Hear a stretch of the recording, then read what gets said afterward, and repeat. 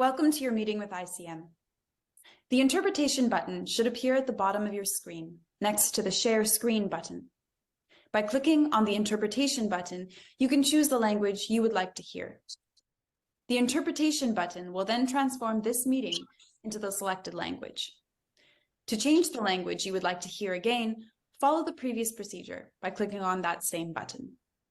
By default, you will hear the selected language at 80% volume and the original audio at 20% volume. If you would like to mute or unmute the original audio, click on the corresponding option within the language button. Enjoy your meeting. Bienvenue à votre réunion avec l'ICM. Comme la réunion propose une interprétation simultanée en français, le bouton Interprétation devrait apparaître en bas de votre écran à côté du bouton Partager. En cliquant sur le bouton Interprétation, vous pouvez choisir la langue que vous souhaitez entendre. Le bouton Interprétation se transforme alors en la langue sélectionnée. Pour changer à nouveau la langue que vous souhaitez entendre, suivez la procédure précédente en cliquant sur le même bouton. Par défaut, vous entendrez la langue sélectionnée à 80% de volume et l'audio original à 20% de volume. Si vous souhaitez couper ou supprimer l'audio original, cliquez sur l'option correspondante dans le bouton de la langue. Bonne réunion. Bienvenido a su reunión de la ICM. Como la reunión ofrece interpretación simultánea en español, el botón Interpretación debería aparecer en la parte inferior de su pantalla, junto al botón Compartir pantalla. Haciendo clic en el botón Interpretación, puede elegir el idioma que desea escuchar. El botón Interpretación cambia entonces al idioma seleccionado. Para volver a cambiar el idioma que desea escuchar, siga el procedimiento anterior pulsando el mismo botón. Por defecto, oirás el idioma seleccionado a un 80% de volumen y el audio original a un 20%. Si quieres silenciar o desilenciar el audio original, haz clic en la opción correspondiente del botón de idioma. Disfruta de su reunión. Hi everyone, feel free to introduce yourself and share comments during the webinar by clicking in the chat. And if you have any questions, please use the Q&A button in the bottom of your screen. Over to you, Anna. Excellent. Good morning, good afternoon, good evening to everyone joining us. Happy International Day of the Midwife 2025. Congratulations to every single one of you all around the world, and welcome to this webinar. Today is a day when we celebrate our profession. It's a day when we commend each other and thank all of us and thank you for all you do, for everything you do for our families and for our societies everywhere. This year, as we come together to celebrate IDM, we do so against a backdrop of an increasingly challenging world. Never before have we faced so many crises at once, from natural disasters and conflict to the devastating impacts of climate change. These emergencies are not felt equally. Women, babies, girls, and gender diverse people bear the heaviest burden. And without midwives, they will continue to face the harshest consequences. That's why we celebrate this year's theme. Midwives are critical in every crisis. As midwives, we play a critical role in responding to crisis and preparing health systems to protect the health and rights of our communities, even in the most challenging situations. We work in the communities we live in and are trusted by those we serve. When crisis strikes, midwives are among the first to respond, delivering life-saving care with minimal resources, distributing essential supplies, and ensuring continuity of care for crisis, including complications such as sexual violence, pregnancy loss, and sexually transmitted infections. Yet midwives are often let out of crisis preparedness, planning, and response. when we are left out, no one is there to advocate for sexual and reproductive health and rights for women during crisis. These services are often deprioritized and considered too late. When included, midwives help to make sure that these essential services are available and that the right resources and plans are in place so continuity of care is never lost. At the same time, midwives face many challenges during crisis themselves, including shortages of supplies and unsafe conditions. Including midwives in crisis planning helps ensure that we as midwives have the protection, the resources, and the support needed to continue our work. So today, as we celebrate midwives everywhere, let's also commit to make sure that we are always part of the response. Together, we can help protect the health and the rights of women, newborns, and communities in every situation. We also want to take a moment to thank all midwives working in every context around the world. Your dedication and care makes a difference every day. This spirit was demonstrated by the Iranian midwifery community recently, actually yesterday, who were preparing to hold their own IDM celebration.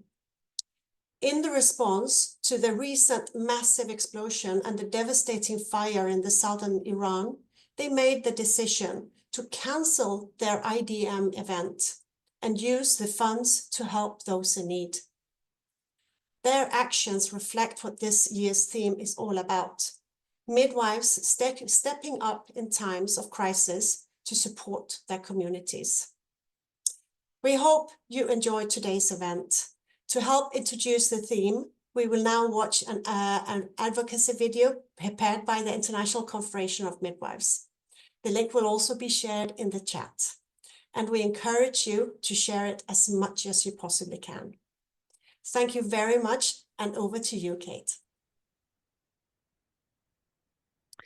Good afternoon, good morning, good evening, wherever you are in the world. Thank you to so many people for joining us today. My name's Kate. I'm one of the midwife advisors in the head office in the Netherlands.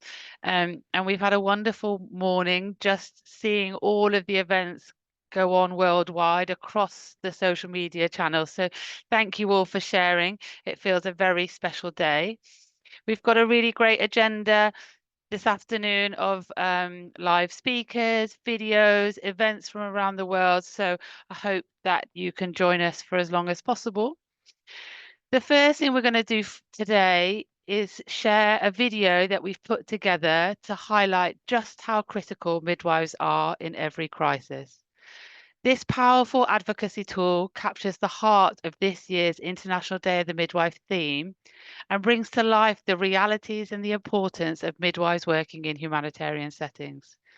We encourage you to share this video with fellow midwives on social media and with policymakers in your region to help amplify this message.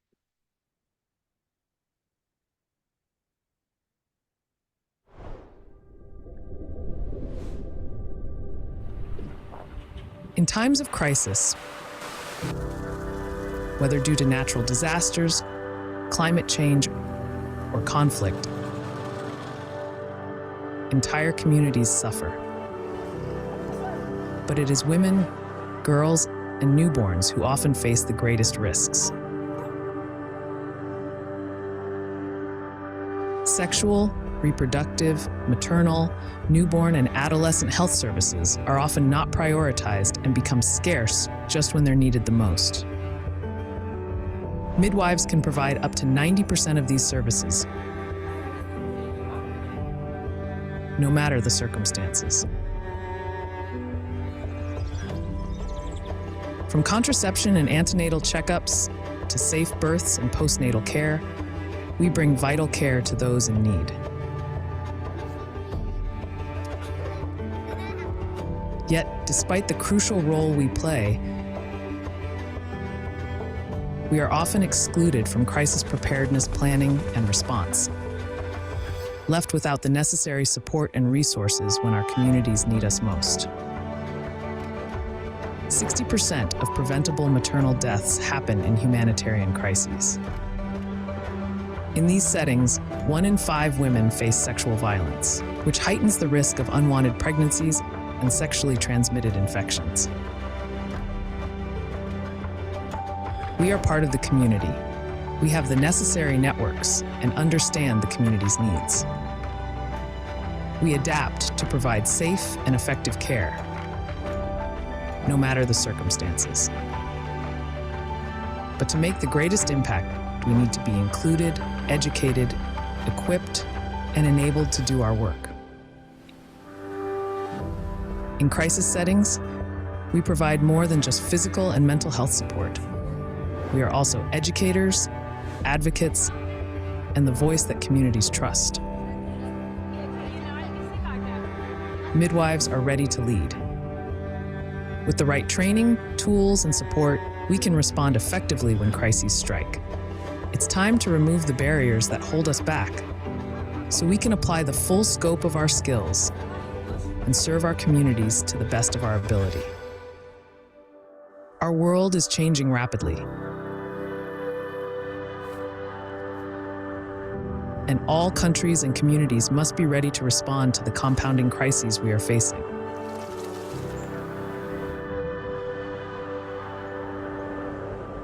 It's time to ensure that midwives are fully integrated into every step of crisis preparedness, planning, and response.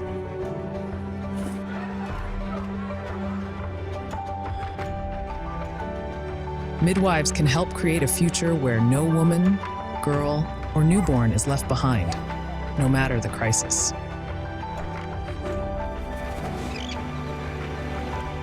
We are midwives. We are here, ready to respond. Supporting us means investing in community health and resilience.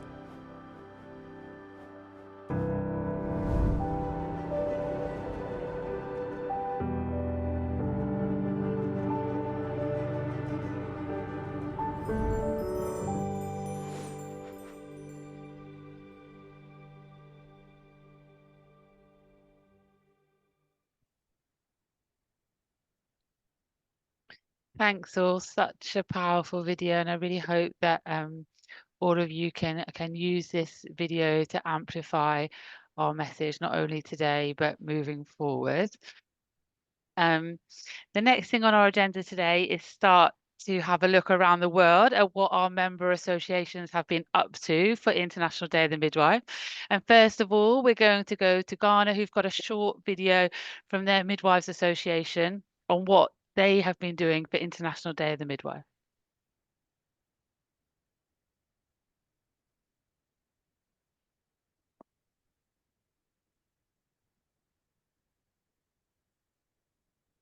Oh, over to Ghana, hopefully, in a second.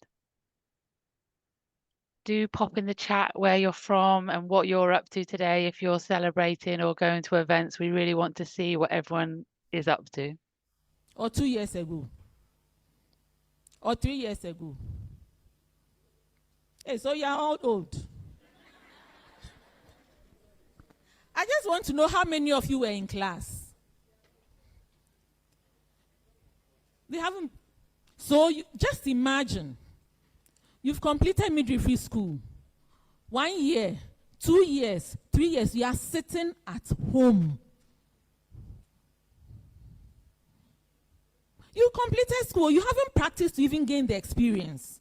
You've completed school. So what you have learned, you can forget because you didn't practice it. It's different if you have practiced. If you've practiced, you don't forget. But if you haven't practiced it, you may forget. And then these people are recruited. And then the first point of their service, go and be the midwife at the Chebidi Chips compound, which has never had a midwife. Or which had a midwife who had served for 35 years and has gone on pension. Can you imagine what the community will be expecting of you? You are going to replace a midwife who has served 35 years. You have finished midwifery school and you've been in the house for 3 years.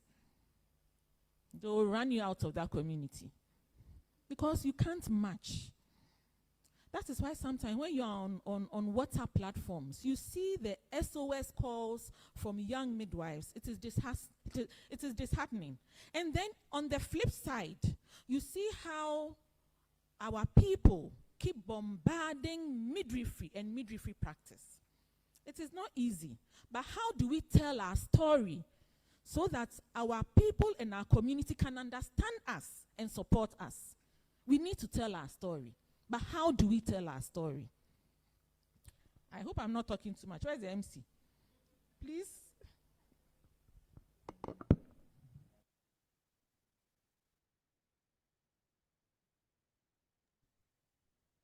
Thank you. That was Ghana with some inspiring call to action and support there. The next place on our global trip is to Pakistan, I believe. The Pakistan Midwifery Society.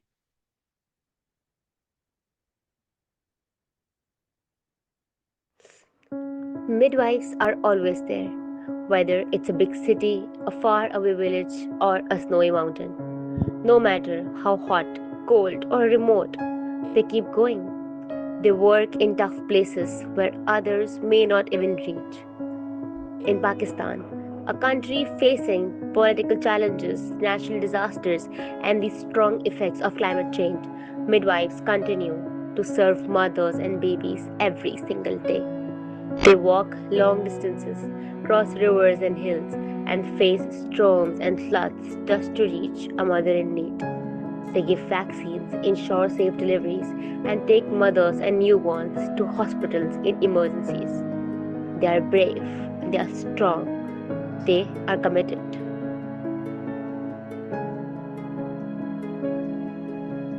Midwifery Association of Pakistan stands with every midwife.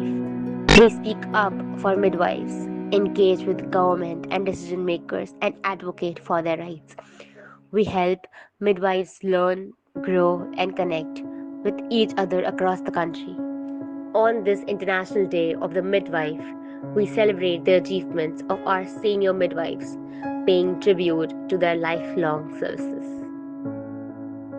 To also appreciate appreciate ICM and UNFPA for the support for midwives. The Sindh government is transforming the landscape of midwifery work by engaging 392 dispensaries, midwives in 392 dispensaries for 24/7 services.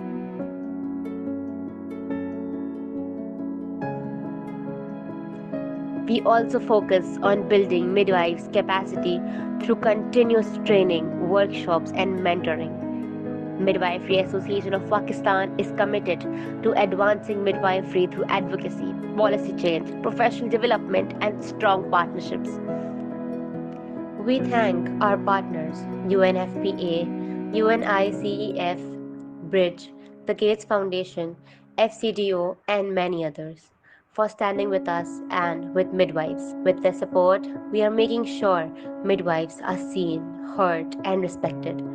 Midwifery Association of Pakistan also works with the International Confederation of Midwives, ICM, to make sure midwives are counted, supported, and valued. In floods, in heat, in snow, midwives never stop. They care, they support, they save lives. No road is too long, no weather is too harsh, and no challenge is too big. Midwives of Pakistan are always there for every mother, every baby, every time.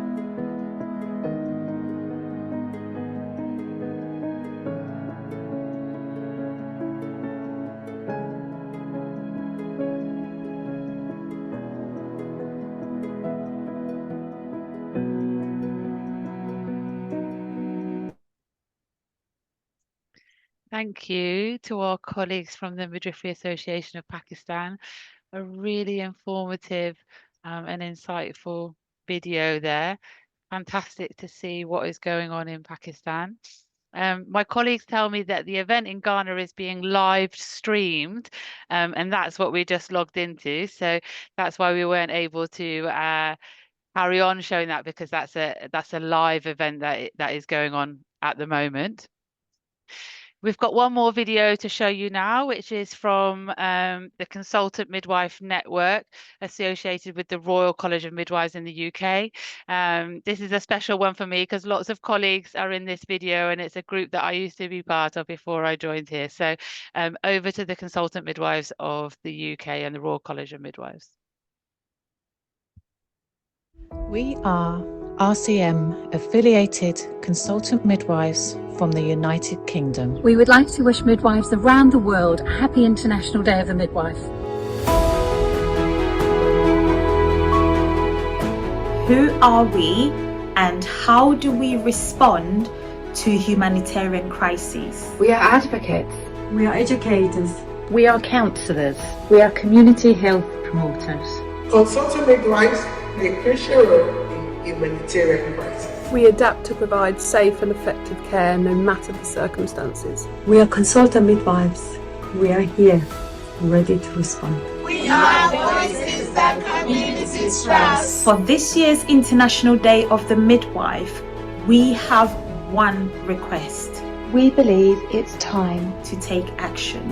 It is time to remove the barriers that hold midwives back, so that we can apply the full scope of our skills to serve women, birthing people and children to the best of our abilities. It is time to give midwives the tools they need to provide safer, more equitable and more personalised care. We are here, ready to respond. We are here, ready to respond. Happy International Day of the Midwife. Happy International Day of the Midwife. Happy International Day of the Midwife. Happy International Day of the Midwife. Thank you for all you do in times of crisis. We are ready. We are ready to respond. We are ready to lead. We are ready to support midwives all around the United Kingdom to provide care no matter the circumstances. We believe that supporting midwives means investing in community health and resilience. We are consultant midwives. We are critical in every crisis.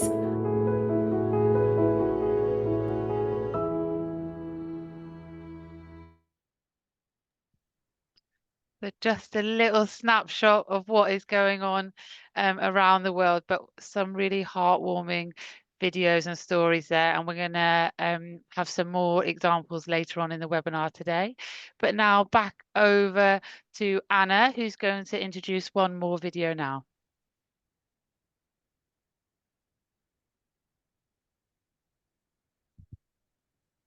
Thank you very much.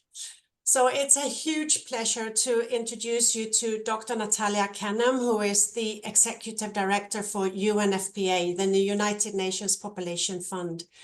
UNFPA and ICM are old partners since decades, and we're going to hear some wise words from Dr. Natalia Canham. Thank you. Greetings of peace and happy International Day of the Midwife. Call the midwife, because midwives save lives. Midwives are central to the health and well-being of women and newborns, and even more so during turbulent times. UNFPA is so proud to partner with the International Confederation of Midwives on the brand new, game-changing, strategic Midwifery Accelerator.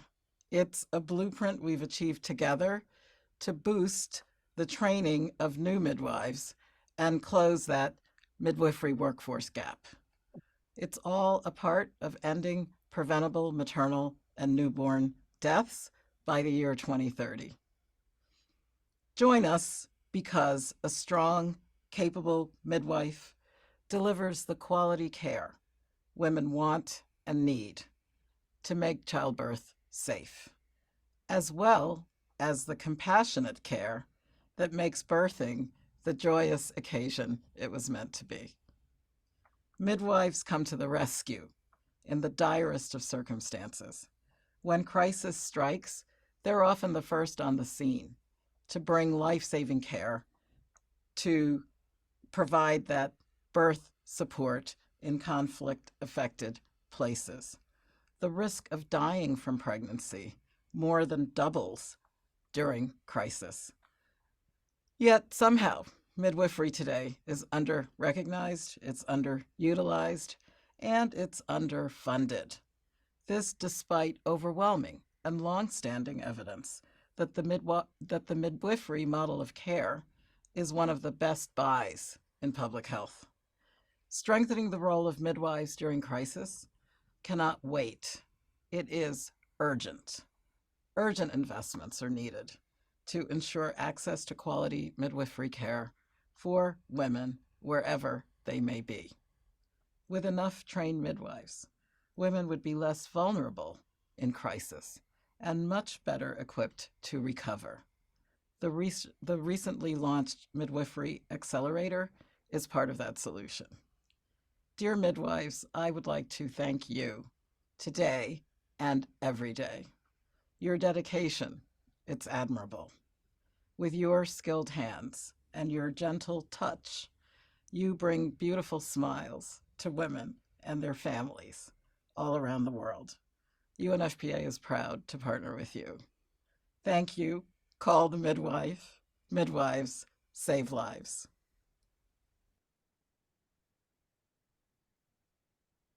Thank you to Dr. Natalia Kanem for UNFPA's amazing work in so many countries to support and strengthen the midwifery profession in partnerships with ICM, WHO, UNICEF, and many, many more. And we need to work together. So thank you so much to UNFPA and Dr. Kanem for that. Then over to Steph. Thank you, Anna, and hello everyone. My name is Steph Marriott. I'm a midwife advisor here at the ICM. Lovely to be here with you all, and a happy International Day of the Midwife. So next up, we're going to watch a documentary. Now, this documentary is called Navigating Birth and Conflict in the West Bank, a documentary about the work of midwives. So back in February 2024, the ICM commissioned award-winning filmmaker Lindsay Billing to visit 11 hospitals across the West Bank. And we saw firsthand the struggles midwives endure working long shifts, sometimes even without pay, and resisting exhaustion as they try to support every woman who needs them. And the results of these visits are captured in this short documentary you're about to see. And it shows the daily challenges faced by Palestinian midwives and their determination to keep providing care despite the difficulties. And we're especially grateful to the midwifery section of the Palestinian Nurse and Midwifery Association, PNMA, for helping us connect with these dedicated midwives, and of course to Lindsay Billing for capturing these stories with such care and power. So thank you, and over to the documentary.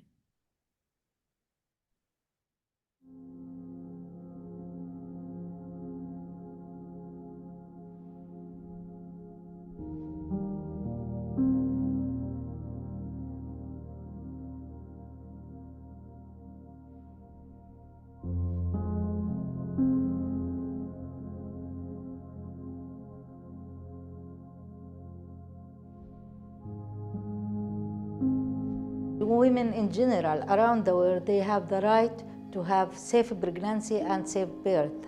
Unfortunately, in Palestine, we don't have it. Even we have many hospitals, but the access to the hospitals, it's too difficult. So if I'm get pregnant and my baby is precious like the other babies around the world, I have the right to reach the hospital and to have antenatal care like the others. Unfortunately, we don't have this luxury. Sometimes we didn't have any kinds of taking care during our pregnancy. Sometimes during our birth, we have many difficulties. So pregnancy itself, it's a very nice thing, but on the same time, we are under stress. We are under unknown what's going on to my baby, what's going on to my body if I have difficulties during my birth. If any kinds of, we have many diseases, we have it because we are pregnant. So when we have this kind, and we have to take care, extra care for the mother, and she doesn't have the access to go to the hospital, it will be, she faced the death sometimes, and sometimes she faced to have a chronic disease because of pregnancy, and sometimes she lost her baby. So the stress, it's not during our journey in pregnancy, it's also our journey, our road to the hospital, and in the hospital itself, how we can go back to our houses, how we can take care if my baby or I have complications after delivery. So we have many questions, we have many kinds of stress in our life, and it causes sometimes, because of the situations, we have not the physical problems, we have the psychological problems, like the postpartum depressions. And many women, when they have the signs of symptoms of this, they doesn't have the access or the ability to go to the hospitals or to meet the medical staff and talk to them about their conditions. So it's really complicated, our situations in Palestine, and I think the whole mothers, the whole women around the world, even they don't have kids, they have to understand we are like them, exactly like them. We have the right to access for many things, and we don't have it. As a Palestinian midwife, we faced many kinds of problems, not only because of the occupations, but because of the system itself, the health system in the West Bank and Jerusalem. We have shortages in midwives in Palestine. And of course we have an association, it's for nurses and midwives, but the numbers of midwives so little comparing with the nurses. We have around 14,000 nurses and less than 1,500 midwives in Palestine. We have the roads, and not because of the war during these days. Before that, we have many checkpoints around the West Bank cities, and we have checkpoints around Jerusalem. And part of Jerusalem, it's behind the checkpoints. And pregnant women, when they are in labor and they have to reach the hospitals, sometimes in private cars and sometimes in ambulances. If they are going to cross border to Jerusalem, it is another difficulty because they have to change the ambulance. And we know that the woman, when she's in labor, sometimes it took hours and sometimes it took minutes. So she doesn't decide when her baby is coming out. Many Palestinian women have their babies in the cars, at the checkpoints, and they faced complications from these situations for themselves and for their babies, and sometimes they lost their babies because of this situation. So it's kind of, we are struggling, not in the medical issues, but also in the political side. Every day we have the same questions, how we can reach our duty on time. Usually, we have to stay at the hospital if we have many shifts together, or of course we have shortages. And on these days and before, we have many midwives and medical team, of course, are coming from far away. So these those medical teams are facing sometimes when he has to reach, for example, the physician, to reach the OR for the C-sections, and the checkpoints stop them, and there is no respect, there is no law, protecting the health team, because the Israeli soldiers, even they have the license, they have the insurance, medical insurance, they are going to their work, they stop them, and sometimes, most of the time, they close the roads for the medical team, and of course it's included the midwives. So the midwives, she's working for 16 hours. It's not the same midwives, she's working just for 8 hours for herself and also for the clients. So it's make a pressure for the medical team and also for the hospitals themselves. It's not easy to find, for example, midwives to work in the world for 24 hours. And of course, she has her personal life. She has to take care about herself and her family. If she has kids, of course, she has to take care for them.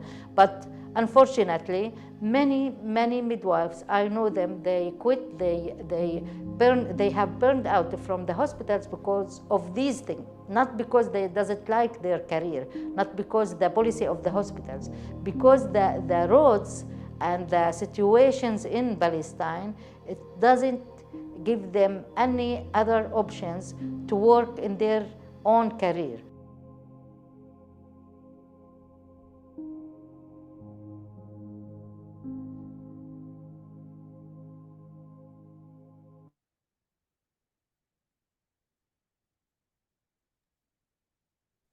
Thank you for sharing that video, and really highlights quite how difficult the situation is both in Palestine but all over the world.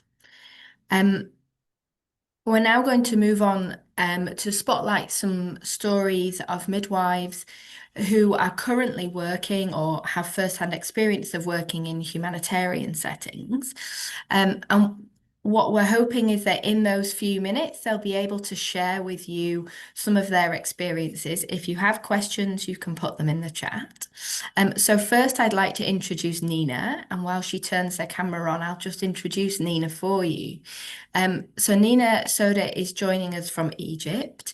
She's a midwife from Denmark with experience across humanitarian settings, including Yemen, Bangladesh, and Greece. And Nina has focused her career on sexual and reproductive health and supporting survivors of sexual and gender-based violence. So she's currently advancing this passion through her studies in global health and her internship at UNFPA's Arab State Regional Office. So thank you so much today for joining us, Nina, and over to you to tell us about your experience. Amazing. Hi, everyone, and greetings from Cairo. My name is Nina, and thank you for the very kind introduction. It is really such an honor being here today. In Denmark, I have worked in highly specialized hospitals with what now feels like unlimited resources. I enjoyed my work, but I sometimes felt quite trapped within the field. However, working abroad and experiencing the broader scope of midwifery allowed me to find my true passion, and that is addressing sexual and gender-based violence. Today, I'm here as a member of Doctors Without Borders to talk about my experiences as a midwife working in crisis settings. People at home are often surprised when I tell them that I'm a midwife that doesn't do deliveries. They often ask me if I'm a real midwife, to which I of course answer yes, because midwifery is more than childbirth. Today, I want to talk about my latest mission in Lesbos, Greece, where I was stationed for 6 months. For those who are not familiar, Lesbos is an island in the Mediterranean Sea, close to Turkey. It is a migration hotspot with thousands of people crossing each year in overcrowded boats, sometimes with fatal consequences. Like all other refugee camps, it is not a place of comfort. People live in overcrowded tents, often multiple families squeezed into small spaces and lacking other basic human needs. Outside of the camp is the MSF clinic where I worked as a midwife. I was managing SRH activities and providing care and family planning, STI screening, gynae consultations, and support for survivors of sexual violence. The majority of survivors were women from West Africa and conflict zones that had experienced sexual violence either in their country of origin, during migration, or both. For many, arriving at the camp was the first opportunity to seek healthcare without risking imprisonment and the first chance to disclose their trauma.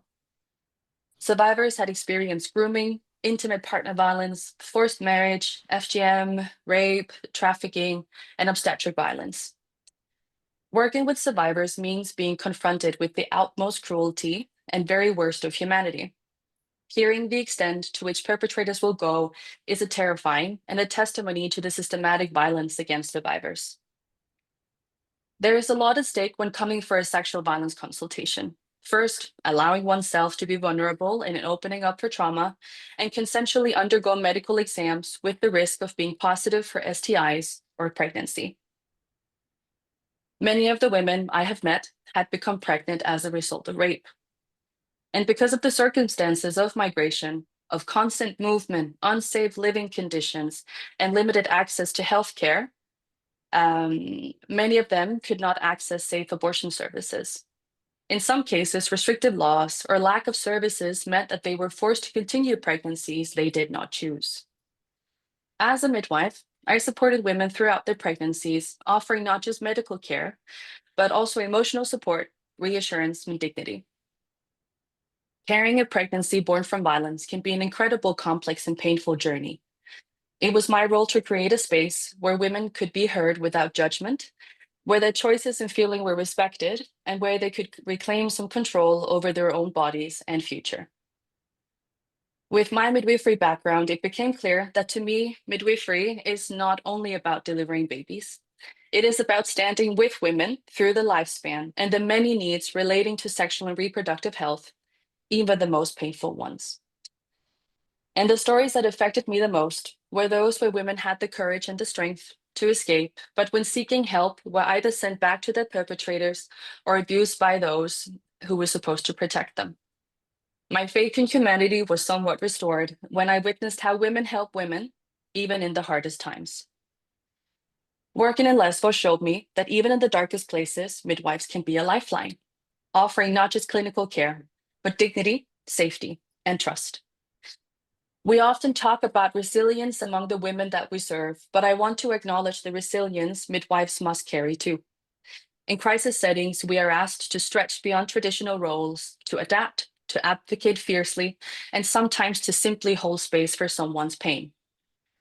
Being a midwife in crisis is not just a job, it is an act of solidarity. It is about choosing every day to believe in the power of healing, even when surrounded by injustice. And to my fellow midwives, never underestimate the impact that you have, even in the smallest acts. A respectful consultation, a safe touch, a moment of listening, it matters. It saves lives, even when the world feels broken. Thank you. Thank you, Nina. Amazing words, and really fantastic to hear about the role of midwives in the management of sexual violence as well, a really important part of the scope of practice that isn't always spoken about. So next up we have Roxana Parvin, who is joining us today from Bangladesh. So whilst Roxana, if you can, turns your camera on, I'll tell you a little about her. So Roxana is a midwife from Bangladesh dedicated to caring for Rohingya refugees in Cox's Bazar. And as a midwife supervisor with the RTMI UNFPA project, she provides maternal and child health services whilst also mentoring and supporting fellow midwives. And she plays a vital role in ensuring accessible and compassionate care for a displaced community. So Roxana, over to you.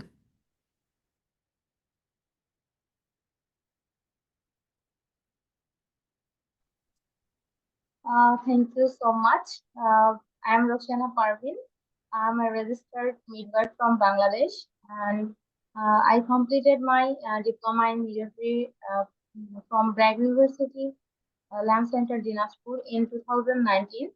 Currently, I am working in Cox's Bazar, and also I pushing my Bachelor of Science in Midwifery postgraduate PhD inside Nursing College, Dhaka, under Dhaka University.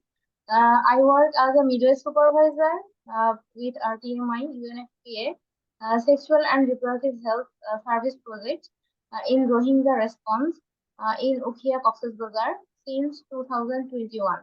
I have been providing maternal and child health care to Rohingya refugee community through a primary healthcare center and support the midwives through on-the-job training and coaching. As a midwife supervisor, I provide supportive supervision and monitoring to my fellow midwives. I have served in the midwifery midwife supervisor position since 2021 with a local NGO called RTMI with funding of UNFPA. I provide midwifery services, emergency obstetric and newborn care services in Vimong facility. A highly maternal mortality rate is still the major challenges of the Rohingya response, with at least 1-2 mother die every week. As a midwife supervisor, I work with international midwife mentor to train and mentor other national midwives on the management of major cases of maternal death in our settings, including preeclampsia, eclampsia, postpartum hemorrhage, and resuscitation of newborn. Also providing bedside mentorship on the standing midwifery care for the midwives. In addition, I am a part of team that conduct maternal and perinatal mortality and response, providing my midwifery knowledge instead of cases to prevent similar case of happening again. Cox's Bazar also suffer from natural disaster like cyclone, monsoon, rain, flood, fire, which destroy infrastructure, causing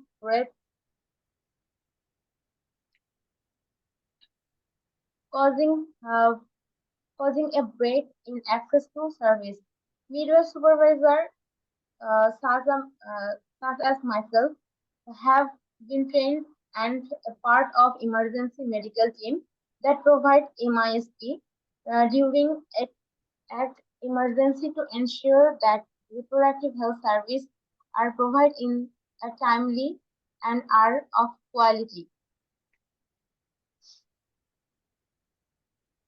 I work in Rohingya response in Cox's Bazar, Bangladesh, focused on displacement of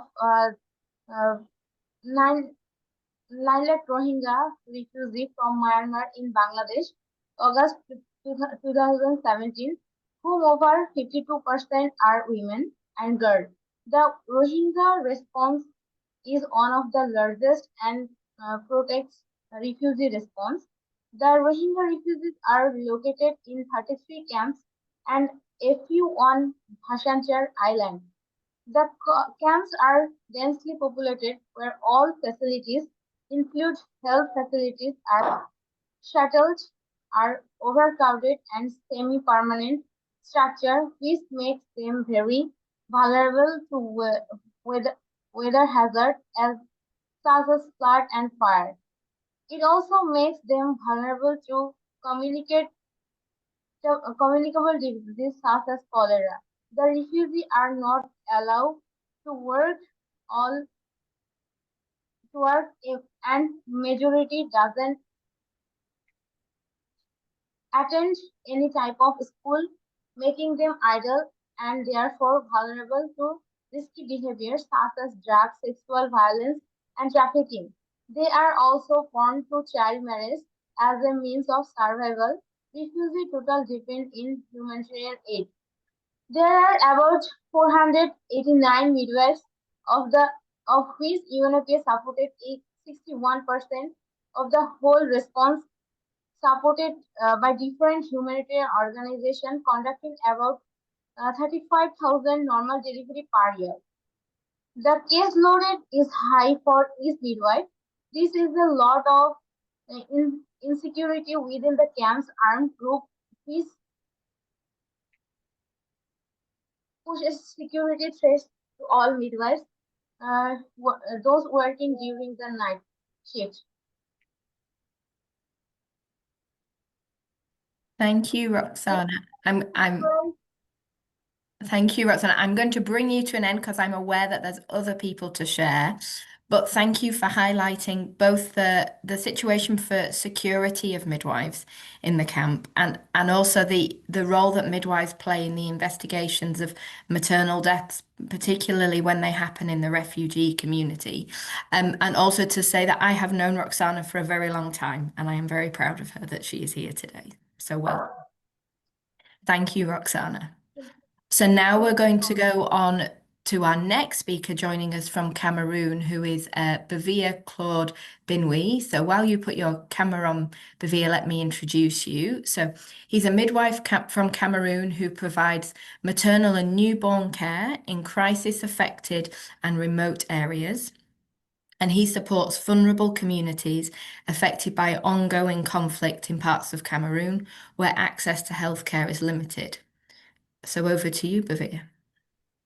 Greetings to everyone from Cameroon. I'm Bivi Claude Binui, a nurse midwife from Cameroon. And I want to wish everybody a happy International Day of the Midwife.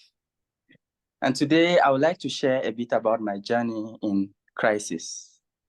Right from the very beginning in the Anglophone crisis, I chose to serve in one of the most difficult communities in Cameroon, the Anglophone region. Right from my internship, I worked in areas where conflict is constant and roads are unsafe. Resources were very scarce and women faced childbirth not with confidence, but with fear. From here, I realized that midwife in this type of setting is not just a job, but a daily act of courage, compassion, and deep commitment. I have stayed weeks in hospitals, managing heavy caseloads without returning home, attending to emergencies even before women could be officially admitted in the hospitals.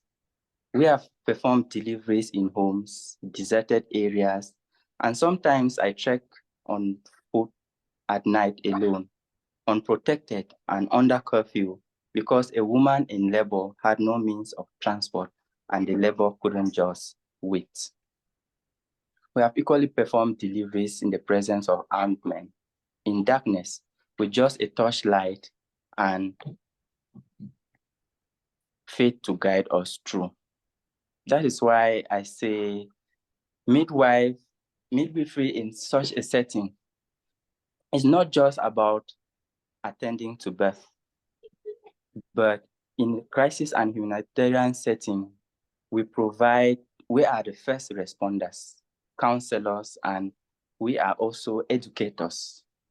We provide a very safe space some women will know during pregnancy and childbirth. So I'm sharing these stories. They are not just dramatic stories, but they are lived realities.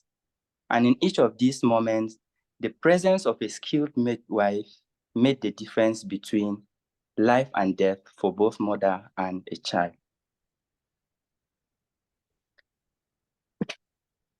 Working in a mobile clinic allowed me to see the strength of communities firsthand and their deepest desperation. We have met women who trekked long distances just to spot a healthcare facility because of the crisis and the curfew. Some who delivered in hiding because it was too dangerous to travel. Yet every time they received us with some relief in their eyes, because they know someone was coming not just to attend to their birth, but to listen to them, respect them, care for them genuinely, and to protect their dignity. My experiences in this setting has shaped me deeply, and I have learned to be more resourceful, make life-saving decisions with the limited resources we have. And I've learned also to shoulder the weight of responsibility when there is no backup. But more than anything, I've realized that midwives are very, very essential, not just in hospitals, but in crisis setting. Yet, we are often overlooked, under-supported, and we are put at risk without the necessary protection we deserve.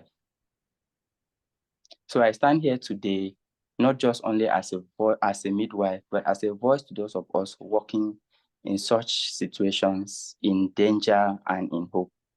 My goal is very simple, that no woman, no matter the circumstances, should give birth without the presence of a skilled midwife.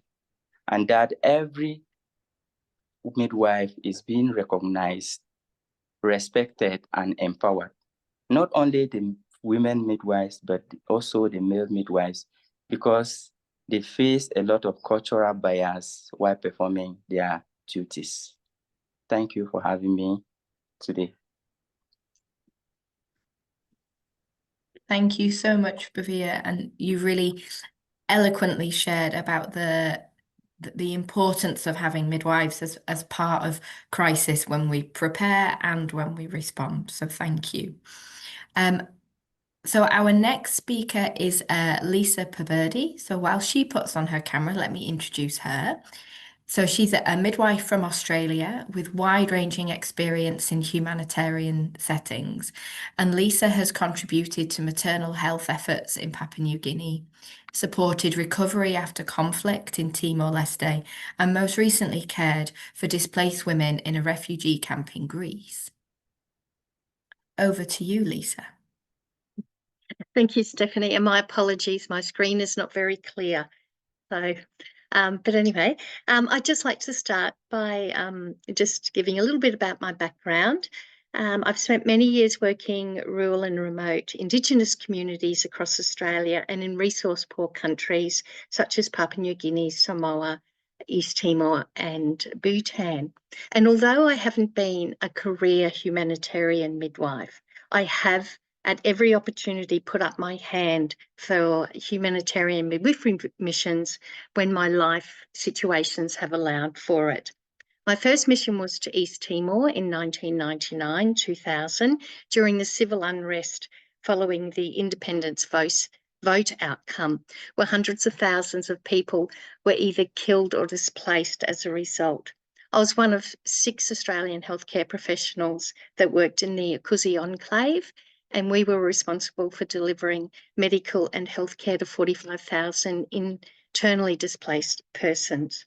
We had absolutely no infrastructure left to work with, no equipment, no electricity, no running water, basic medications, and very basic living conditions. My most recent humanitarian mission as a midwife was working on a Greek island in a refugee camp, caring for women escaping from persecution and violence from African nations, Afghanistan and Iraq. At times in that camp, there were up to 5,000 people in a camp that was built to hold 3,500. So it was very cramped, it was very crowded, and it was extremely under-resourced. The challenges that I find working as a midwife in these situations is the cultural and language barriers, where we require intercultural interpreters to help us communicate with the women. So everything is a 3-way conversation. And as you can imagine, we lose a lot of vital information in the exchange. Also working with limited infrastructure, limited physical resources and limited human resources. There's also the need to constantly improvise and adapt the care that we can provide to the women. So really, most of the time, we're working with only our eyes, our hands and our brains to be able to provide the necessary care that we have to. And then, of course, there's the personal safety. We're always very aware of the situations we're in. As we all know, it is women and children that suffer the most in crisis situations. And that is why midwives are just so critical in these situations. We work well beyond our scope of practice and often beyond our comfort zone to provide the care that we provide to women, not just during the reproductive years, but across the continuation of their lives. So from contraception to conception, antenatal care, birthing, postnatal care, sexual and reproductive health, and most importantly is safe abortion care. The women we care for, they've witnessed and experienced extreme trauma and violence, including sexual violence, and they've had to flee their homes to find safety for themselves and their children. Many have been raped on their journey and transit to find safety. The common theme that I've always found with the women that I've cared for in these situations is that they all display amazing resilience and strength. They want just what we all want, which is normality and safety for themselves and, most importantly, for their children. So vital to our role as midwives in those situations is the provision of kindness, empathy, and support and stability during the traumatic times that they're going through. And what I've found is that a smile, a hug, and kindness is the same in every language and is understood in every culture and every language. And often for these women, the interaction with midwives is the first time that they've been shown respect or care in their lifetime, or at least for a very, very long time. And then the benefits that I feel that we as midwives get from working in these situations is that the amazing camaraderie we develop with our teams that we work with, because we're living and we're working in such extreme, unnatural situations in very close contact with each other. We build lifelong friendships with our international colleagues and also the women that we care for. And we really do make a difference to the lives of the women we care for. So I can't stress enough, if the opportunity arises, put your hand up and give it a go. You will never, ever regret participating in a humanitarian midwifery mission. So just do it, because you do make a difference to the women's lives and you do make lifelong friends. I just want to thank you all and wish you all a very happy International Day of the Midwife. Thank you, Lisa, and thank you for bearing with your camera as well. Really great to hear about your experiences, and thank you also for talking about this extended scope of practice, and about mentioning some of the ways that we adapt midwifery practice, like with the use of translators, to ensure that midwifery practice remains high quality. So thank you. So next up we have Gina Desvert. So while Gina is turning on her camera, let me just tell you a little bit about her. So she's a midwife and humanitarian with nearly a decade of experience delivering sexual and reproductive healthcare in crisis settings. And she's supported Syrian refugees in Turkey, Greece, and Lebanon, and Rohingya refugees in Bangladesh, communities affected by COVID-19 in Ecuador, and migrants at the US-Mexico border. And Gina is the author of Refugee, a poetic memoir about her frontline experiences. So over to you, Gina. Thank you, Stephanie, for the introduction, and it is an honor to be here today. I am going to be speaking quite quickly because I have a lot to say in a short amount of time. So having spent the majority of my career as a midwife, working in different crisis and conflict settings, there's one setting in particular that really stands out to me, and that is Lebanon. I traveled to Lebanon for the first time only a handful of years after the onset of the Syrian civil war. And Lebanon's political and economic conditions are deeply complex, shaped by decades of conflict, sectarian power sharing, corruption, foreign interference, and economic collapse. So it's a place where the politics are not just policies, they become lived realities for so many of the people that are in that country and impacted by the ongoing shifting dynamic. I landed in Beirut in what felt like the middle of the night, and I knew the moment that I stepped off the plane, I had stepped into one of the most nuanced, complex crises I had ever experienced. And there were two key populations I served, Palestinian women and Syrian women, and both were refugee populations. Palestinian women have lived in Lebanon for generations, many in refugee camps since the Nakba of 1948. They are often stateless, denied citizenship, and have limited access to public health care. This legal and social limbo is generational, and the trauma here isn't historic, it's ongoing. And to complicate this, many Palestinian refugees were displaced again during the Syrian war, and the camps are often sites of militarized tension and neglect. And since 2011, more than 1.5 million Syrians have sought refuge in Lebanon, which is the highest per capita in the world. The majority are women and children, and like Palestinians, they do not have legal status and cannot legally access employment or protection. So births often go unregistered and children become stateless. Many women give birth in unsafe, informal settings or are denied care unless they can afford to pay for it. And it's actually within those camps that I spent the majority of my time as a midwife, often in places with no heat, no power, no security, and very limited resources. This context creates a significant void, and what I witnessed in Lebanon is what happens when maternal and reproductive care is given in a fragmented fashion to fill that void. When I was there, I had seen the aftermath of a well-meaning organization that went through an area and did IUD insertions on anyone that they could.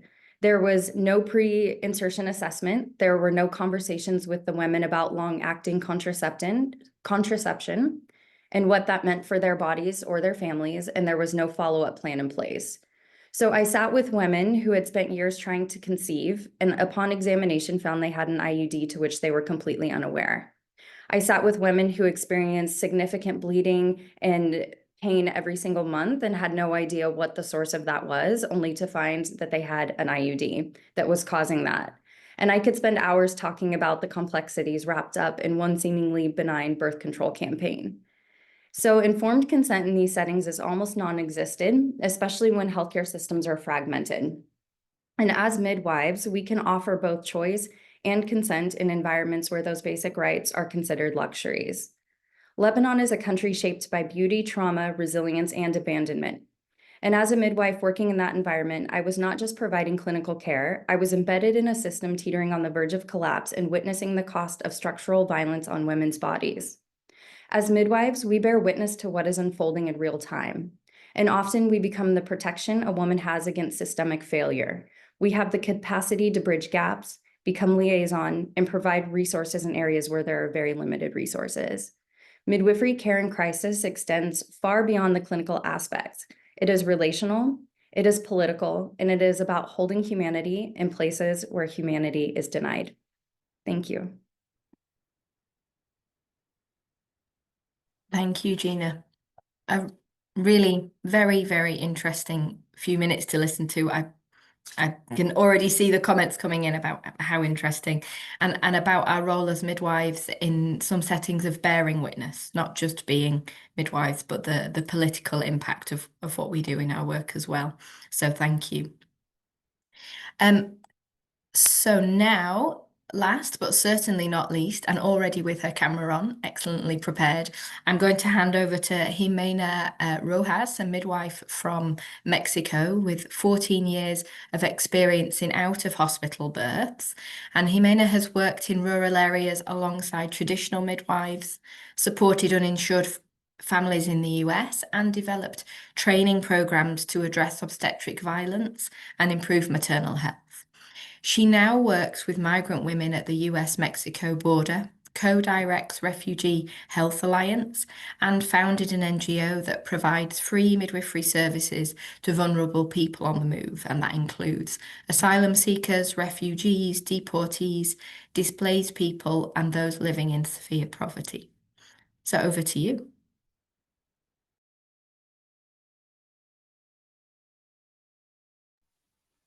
Hello, everyone. Thank you so much and happy International Midwives Day.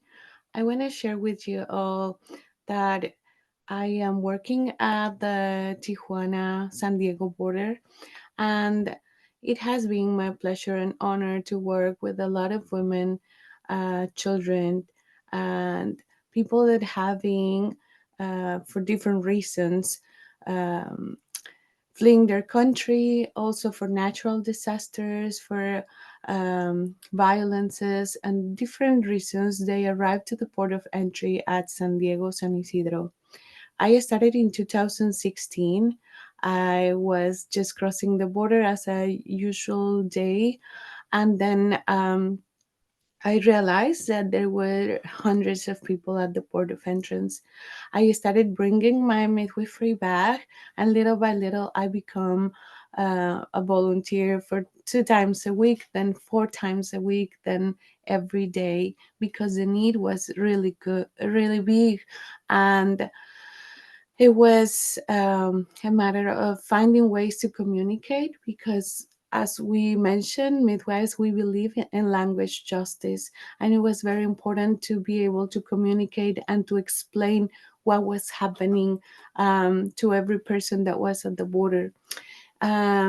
This summer of 2016 is when the administration was about to change. So a lot of people from Haiti, from different parts of Africa, Congo, all different countries were in Tijuana. Also in 2018, we had the Caravana of Latin America. So a lot of people from Honduras, Salvador, Guatemala arrived to Tijuana. So in all these years working and serving the community, they're having different struggles. And one of the most important things I want to share is that the struggles we have at the beginning of this service many years ago are still right now happening. Like the language barriers, is really hard to advocate for families to have interpreters. Even for indigenous communities in Mexico, it's really hard to find a way to find them in an interpreter at the hospitals. Also, the racism, the discrimination. Sometimes, as soon as a black body or brown body arrives into the hospital for different reasons, due to high risk pregnancies or because there is a need, immediately there is discrimination, is racism, or sending the mothers immediately to C-section just because they don't want to deal with the language situation, or to struggle with not finding interpreters. Also, we had experienced xenophobia, intolerance, violence, and there is a lot of obstetric violence in our country. It's sad that I witnessed that in my own body. I lived that more than 20 years ago, and the numbers are still the same. Is very common at all the hospitals that this is the norm. People just go in the hospital by themselves and receive all kinds of procedures without any informed consent, without any education. And there is also another struggle about poor conditions in detentions. When midwives provide care, we provide prenatal care, we provide even with clothes, baby clothes, diapers, all kinds of goods. And then when people go into detention centers, they go back to not having access to water, to use the toilet. So again, the infections, the UTI infections, different things are a constant situation that we are facing. Also, we realize another struggle is that there are no authorities defending the newborn human rights. So many newborns don't have the access to their legal identities for a while. So we midwives advocate for them in order to have access to their birth certificate. Also, we see a lot of interruption of treatments due to mobility, and also at the port of entry, sometimes their medications are taken away. So when families come back to us, that is a situation that we struggle because we need to find again the treatment. Also, there is a lot of postpartum depression, difficulty breastfeeding, and as Jenna was mentioning, there is forced sterilization. Sometimes people go into the hospital, they have no informed consent in their language, they just sign, and then when they come back, we have to explain what just happened. And I just want to remind everyone that the heart of social justice is maternal justice, and that's what midwives do, because we believe that peace in the world begins at birth. So thank you so much for the space.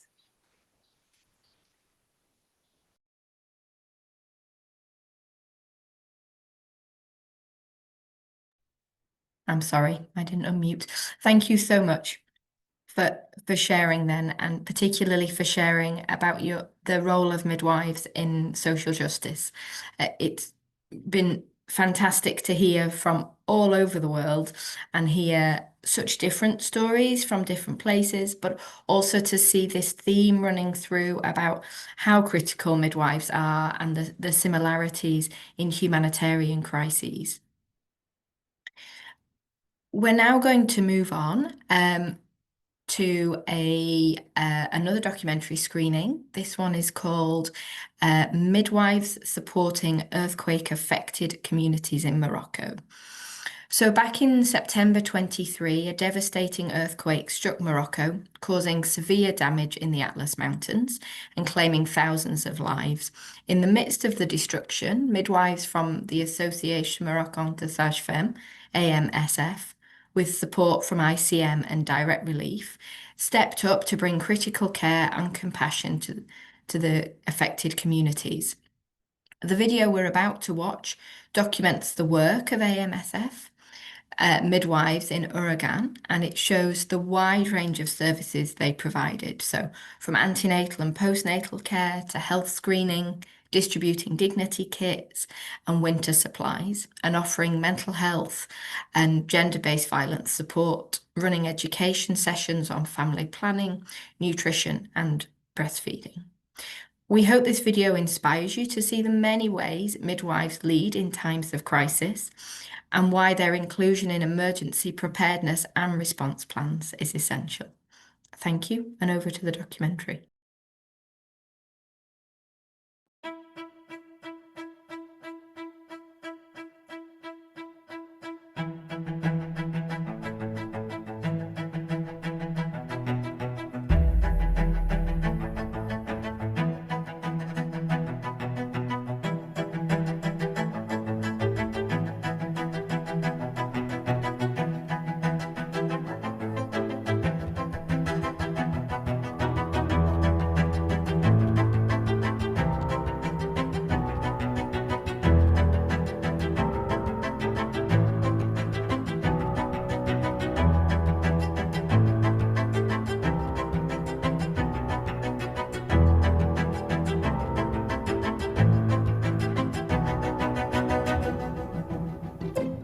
À la localité Ouergan, qui fait partie de la région sinistrée du Maroc, dans le but de participer à une caravane médicale organisée par l'Association marocaine des sages-femmes avec l'appui de l'ICM.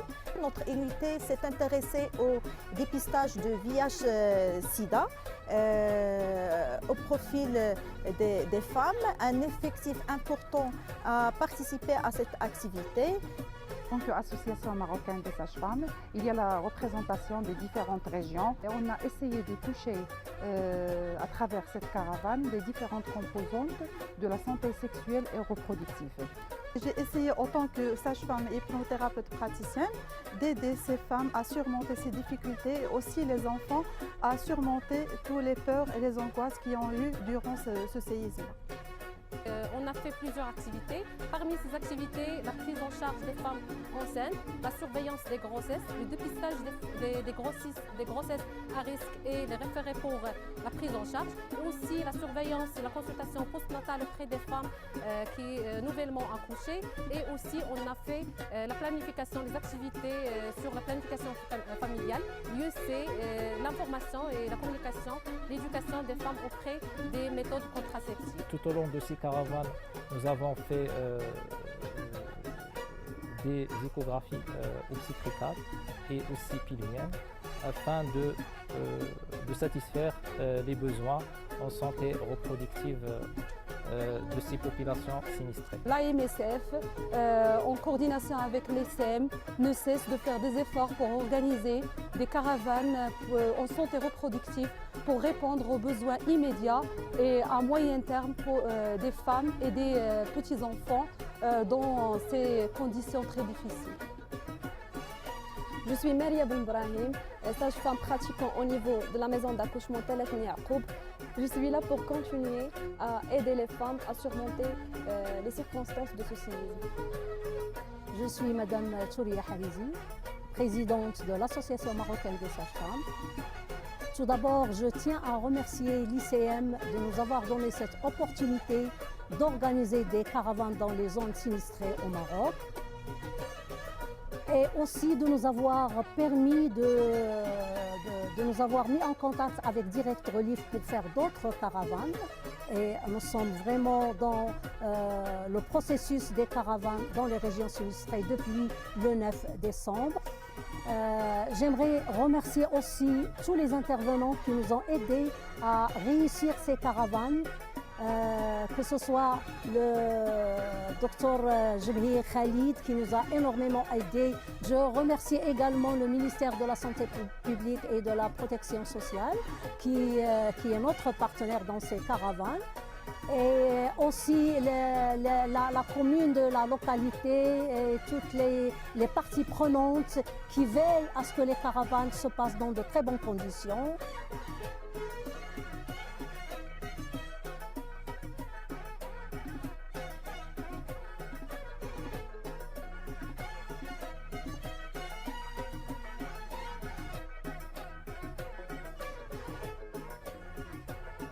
En matière de dépistage du cancer du sein, du cancer du col, du dépistage du VIH-Sida et aussi les consultations médicales qui nous aident aussi à répondre aux attentes de la population dans le besoin d'être consultés, d'être vus, d'être écoutés. Nous continuerons ces caravanes.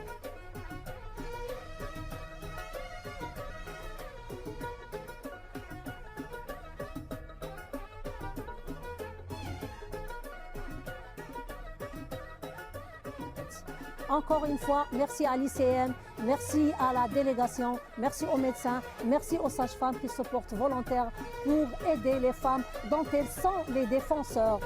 Depuis 2019, tel a été le thème de la Confédération internationale qui œuvre aussi pour la promotion de la sage-femme et la pratique sage-femme dans le monde.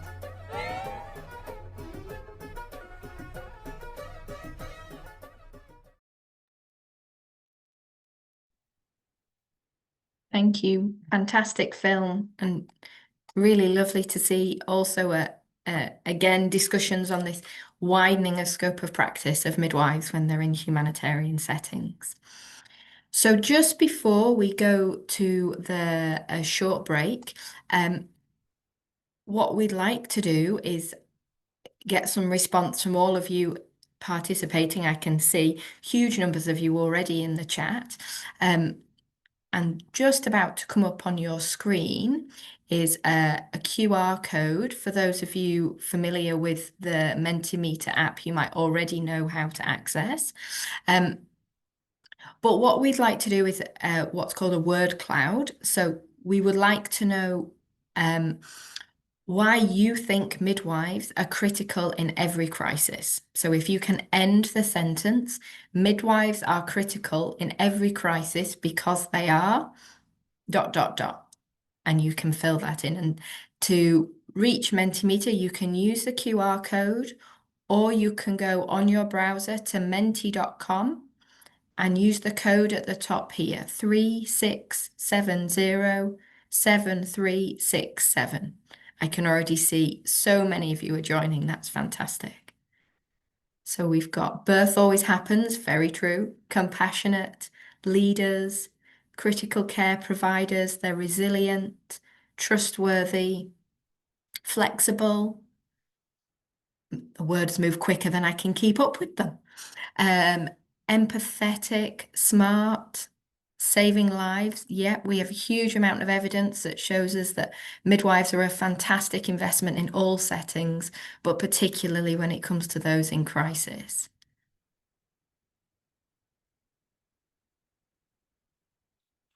Brilliant. Uniquely skilled, women's advocates. And I can see that the bigger words, resourceful, leaders, compassionate, these are staying big because so many people are agreeing with them. Fantastic. So what we're going to do now is go for a break. Whilst on the break, a song will play. And this song has been sent to us by the Mom Foundation, a US-based NGO, and they've made this song especially for IDM 2025, which is fantastic. So we hope you enjoy listening, and we will be back again in 10 minutes. So that's 25 to the hour, so 25 to 4 here in Europe, but potentially different times where you are. Enjoy your break and see you in 10 minutes. Thank you.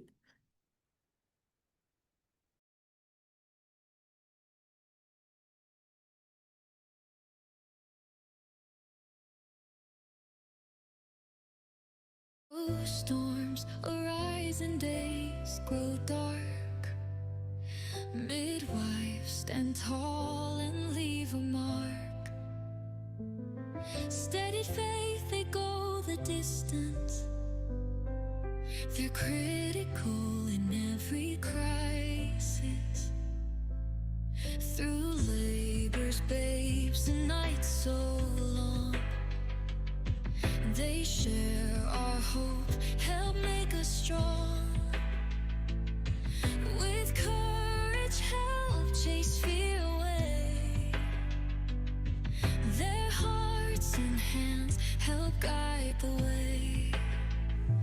Oh, midwives, angels in disguise, with a legacy of love for life. They heal, they hold themselves on this, so critical in every crisis. In moments filled with joy and tears, they help us push past doubts and fears. Stated faith, they go the distance. They're critical in every crisis.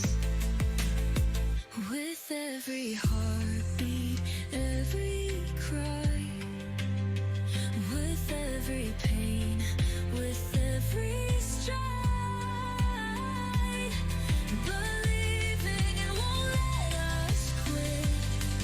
They're with us in every crisis. Oh, midwives, angels in disguise, with a legacy of love for life. They heal, they hold themselves on this, so critical in every crisis.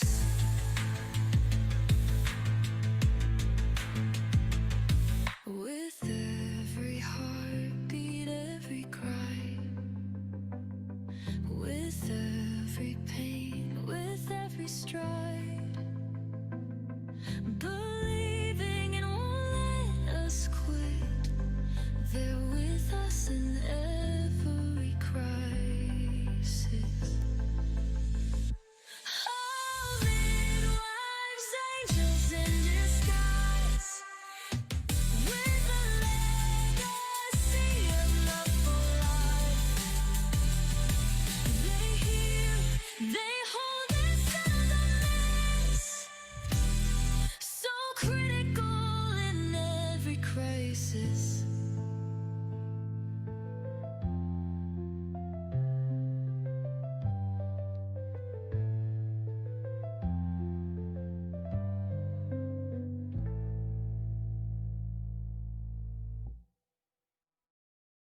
Arise and days grow dark.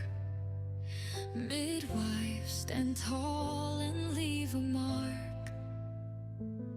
Steady faith, they go the distance. They're critical in every crisis. Through labor's babes and nights so long, they share our hope, help make us strong. With courage, help chase fear away.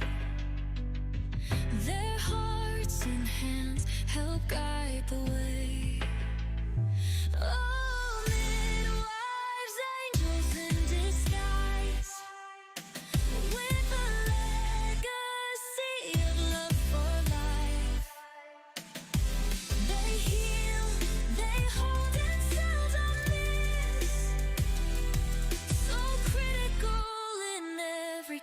crisis.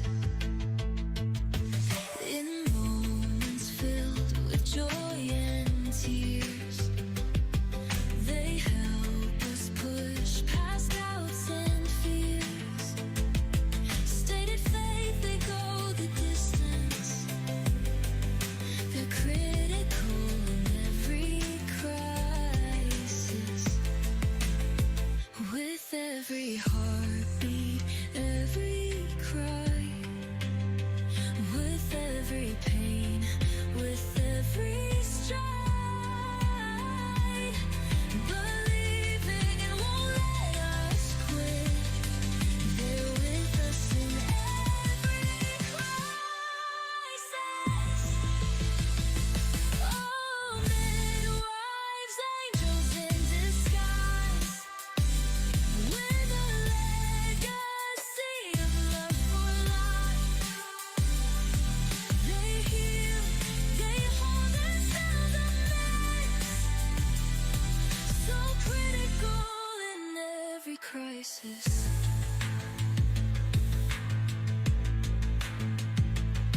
With every heartbeat, every cry,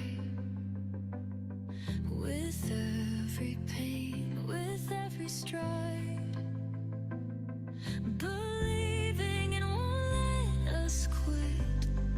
They're with us in every crisis. Oh, midwives, angels in disguise, with a legacy of love for life. They heal, they hold themselves a mess, so critical in every crisis.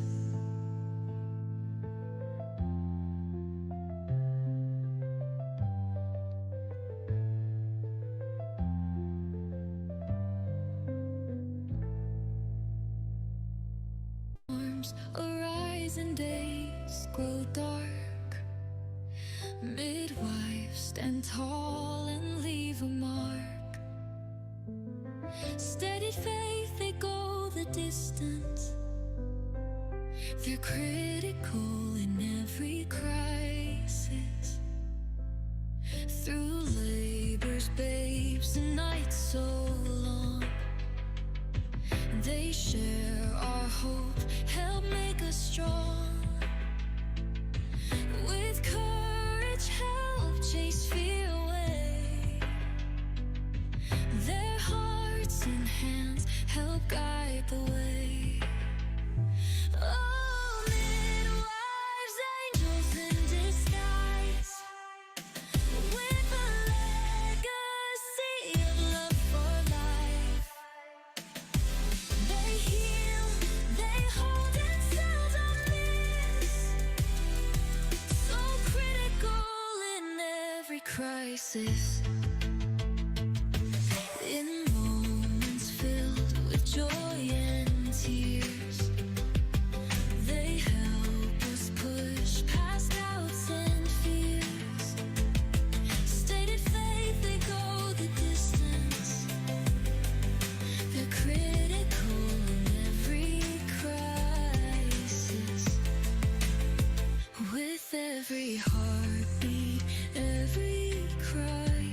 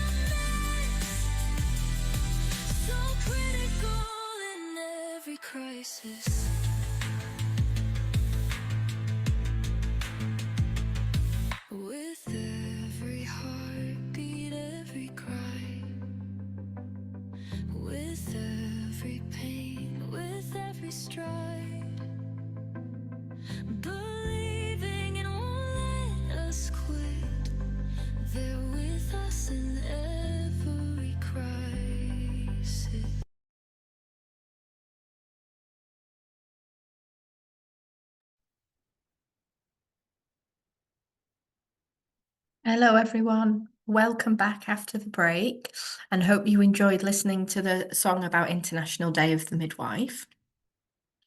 So next up is a documentary about Cox's Bazar in Bangladesh, where we've already visited today on our trip around the world with Roxana and some other speakers in the spotlight session. So this documentary is called Empowering Lives: How Midwives Support Rohingya Refugees in Cox's Bazar. So Cox's Bazar in Bangladesh is home to one of the world's largest refugee camps, where over 1 million Rohingya people have sought refuge. And in this challenging environment, midwives from the Hope Foundation, an NGO there, are providing essential care to women and newborns. They offer antenatal, intrapartum and postnatal services, conduct screening, provide education on family planning and nutrition. And this film that we're going to show you captures the resilience and dedication of these midwives as they navigate the complexity of delivering care in a humanitarian setting. Thank you.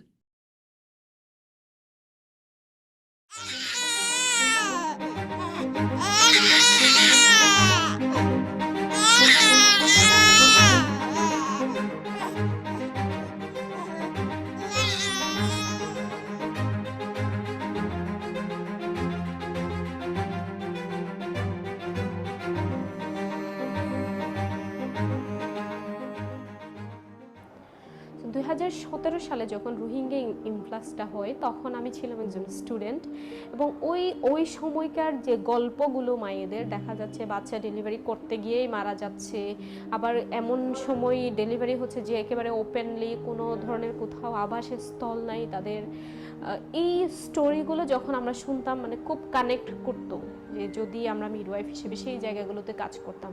পরে গিয়ে যখন আমি directly কাজ করা শুরু করলাম তখন মনে হতো না এখন যে এইটুকুই কাজ করছি আরও মনে হয় স্প্রেড করা উচিত, এখানে আরও মনে হয় কিছু আছে যে আমাদের দেওয়ার।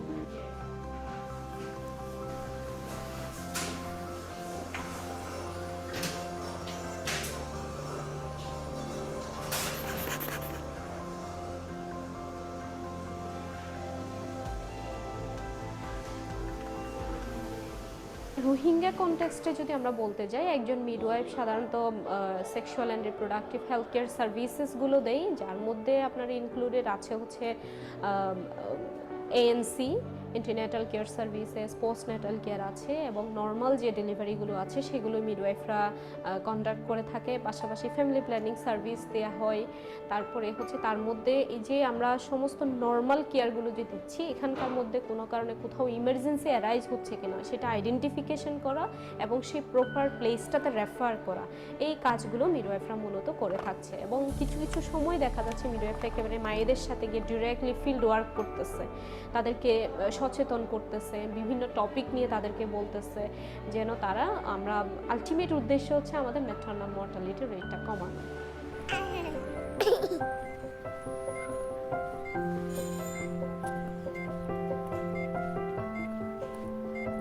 ওনারা হচ্ছে খুব কনজারভেটিভ, মানে ওনারা বাসার বাহিরে যে বের হয়ে একটা জায়গায় গিয়ে ডেলিভারি করাবে বা মিডওয়াইফদের হাতে ডেলিভারি করাবে এই জিনিসটাকে ওনারা মানে বলতে গেলে খুব একটা পজিটিভলি নেই না। শুরুতেই যদি মানে বিভিন্ন হেলথ কেয়ার ফেসিলিটিসগুলোর একটু যদি ডাটা নিলেই দেখা যায় যে 0 ছিল, 1 ছিল, এখান থেকে এখন বাড়তে বাড়তে আমরা মোটামুটি কিন্তু খুব ভালো অ্যামাউন্টের একটা ডেলিভারি আমাদের মিডওয়াইফদের দ্বারাই হচ্ছে। তো এই যে কালচারাল সেন্সিটিভিটি, বিশেষ করে তারা পর্দা মেনটেন করাটা, এটা আমরা চেষ্টা করি ওনাদের যেন প্রাইভেসির কোনো হ্যাম্পার না হয়।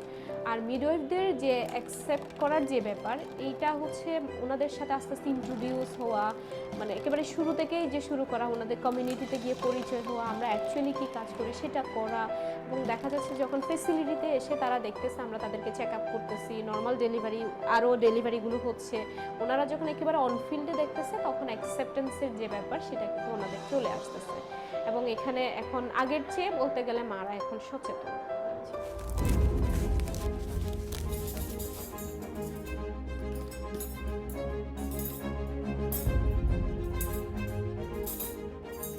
যদি রোহিঙ্গা ক্যাম্পে অ্যাকসেপ্টেন্সের যে ব্যাপারটা, এটা আসলে খুবই কষ্টসাধ্য ছিল আমাদের জন্য শুরুর দিকে। আপনি শুরু করার সময় থেকে আমরা কিন্তু প্রচুর এখানে পরিশ্রম করতে হয়েছে, শুধুমাত্র ওই যে বলা বোঝানোটা, তারা যেন আমাদেরকে অ্যাকসেপ্ট করে আমাদের কাছে আসে, বা আমরা যদি তাদের কাছে যাই সেই বিষয়টা যেন ওনারা শোনে। আমরা বিভিন্নভাবে চেষ্টা করতাম সেই জায়গাটাতে, যেমন বিভিন্ন অ্যাওয়ারনেসের ব্যবস্থা করে, মিডওয়াইফ কি, কারা মূলত এই জায়গাটাতে কিভাবে কাজ করছে, এই সমস্ত বিষয়গুলো অনেক সময় দেখা যাচ্ছে একেবারে ডিরেক্টলি দেখাতাম যে মাদেরকে আমরা কিভাবে করছি দেখেন, কিভাবে ডেলিভারি করাচ্ছে, আপনি পাশে দাঁড়ায় থেকে দেখেন, আপনার যদি বিশ্বাস বা ভরসা করার মতো যদি সুযোগ হয় তাহলে আমাদের কাছে আসেন। সম্ভবত সেপ্টেম্বরের 3-4টা ডেলিভারি, এবং এই সময়টাতে এসে আমরা কিন্তু অ্যারাউন্ড 100 ডেলিভারি করাচ্ছি। যে তারা আসছে আমাদের কাছে, বিশ্বাস করতেছে আমাদেরকে।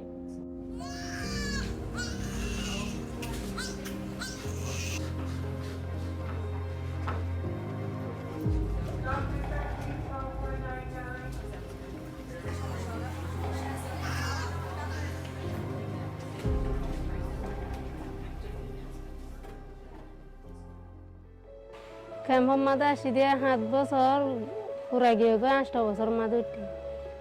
ক্যাম্পের জীবন আরে বালা গড়ে রাখে, ক্যাম্পের জীবন বালা লাগে যে মাঝে থাকে আর মাঝে মানে কষ্ট জোর দেরম কলে পানি উড়ে, তো ফান্দে হদুন কষ্ট যাবে।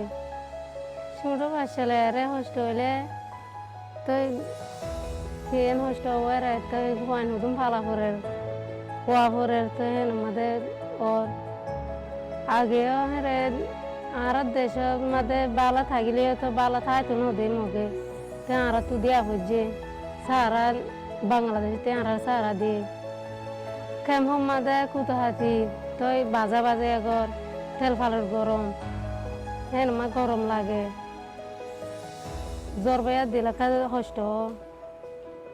আর তারা হাসে শেখাব গইতাই, শেখাবার মধ্যে তো বালা করে চাই বাদে তো তোরা তো যদি মানে কি টাইম হাসাই কইলে বাসা যদিও ফান লাইলে আর হসপিটালের মধ্যে আই পারিবা, এর বাসা বলা পারিবা নাই, তো হেন মধ্যে বাসা এর ওয়াই বালা করি আর সুন্দর করি ওয়াই গরম মাদ 2.5 বছর পয়লা বাসা গরম তো এর হে দুগুণ ডাটা হানা ওয়া ইকেওয়া হে দুন নহ সেই আর সিয়াসিতি হর খেতি হর ডাটা হানা নহলে ডাটা তুলি নদিব, তো শৈল পাতি না পাইব কিছু জ্ঞান করিব, হষ্ট হব হদুন, তো সেই দুন হষ্ট গেলা পাইতাম হসপিটালের মধ্যে যাইলে এই দুন হষ্টই নহব, তো বালা করি আরে সুন্দর করে চাবই আরে আর তো এড়িয়া সেবা বালা লাগে, তো আভা তারা হয়ে দেখি আরে বাচ্চা হয় বাদে জারগি দেহা কোনো সমস্যা হলে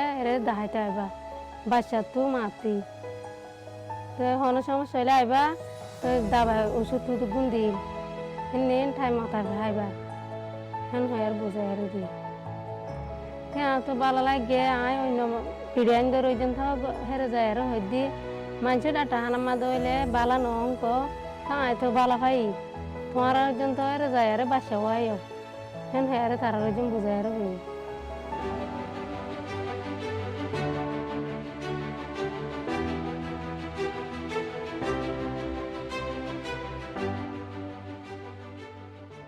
আমি চাকরি করতেছি হফিল হসপিটাল 6 বছর ধরে। রোহিঙ্গা ক্যাম্পে যারা আছে তারা মিডওয়াইফ বলে যে আমরা আসি এটা ওরা জানে না। সাধারণত আমি এই ক্যাম্পে মিডওয়াইফ হিসাবে আমাদের মানে ম্যাটারনিটির পুরো সেক্টর, যেমন হচ্ছে একটা গর্ভবতী মায়ের এনসি চেক আপ বলেন, ডেলিভারি বলেন, পিএনসি সেবা বলেন, আদার্স নিউট্রিশন, আদার বিভিন্ন ধরনের কাউন্সিলিং করতে হয় একটা মায়ের। যেমন গর্ভবতী মায়ের অনেক ধরনের সমস্যা থাকতে পারে। একটা মায়ের ধরেন ডেঞ্জার সাইন বলেন, নিউট্রিশন বলেন, তারপরে হচ্ছে হোম ডেলিভারি তারা যাতে না করে রোহিঙ্গা ক্যাম্পের ভিতরে, এটা বেশি করে হোম ডেলিভারিটা, এটা যাতে তারা চেক আপে না করে এটা আমাদেরকে ইনশিওর করি। এবং একটা মা যখন বাসায় ডেলিভারি করলে কী ধরনের সমস্যা হবে রোহিঙ্গাদের ভিতরে, তখন আমরা এই ধরনের সেবাগুলো দিয়ে থাকি যাতে মাতৃমৃত্যুর হারটাও কমে থাকে এবং মা এবং বাচ্চা দুইজনেই সুস্থ থাকে রোহিঙ্গা ক্যাম্পে। এবং আমরা মিডওয়াইফ হিসেবে আমার এটা দায়িত্ব, কর্তব্য, সেই অনুযায়ী আমি একটা মাকে কাউন্সিলিং করি। প্রতি বছরেই দেখা যায় আমাদের ওয়েদার খারাপ থাকার কারণে ঘূর্ণিঝড় হয়, অনেক বেশি বৃষ্টি, বন্যা, তারপরে হচ্ছে পাহাড় ধস, এই ধরনের অনেক কিছু হয়। আর রোহিঙ্গারা মূলত আমাদের পাহাড়ের উপরেই ঘর করে আছে, তারা অনেক রিস্ক এবং ঝুঁকিপূর্ণভাবেই তারা আছে। তখন সেই মাদের সেবা নিতেও অনেক অসুবিধাতে পড়ে যায়। আমরা মিডওয়াইফরা যে সেবা দিব তখনও আমরা অনেক বাধা বিঘ্ন হই। তারপরও আমরা চেষ্টা করি যাতে রোহিঙ্গা ক্যাম্পের ভিতরে বা আমরা মিডওয়াইফ হিসাবে যেভাবে আমাদের পসিবল হয় সেভাবে আমরা রোহিঙ্গা ক্যাম্পের মাদেরকে সেবা দিয়ে থাকি।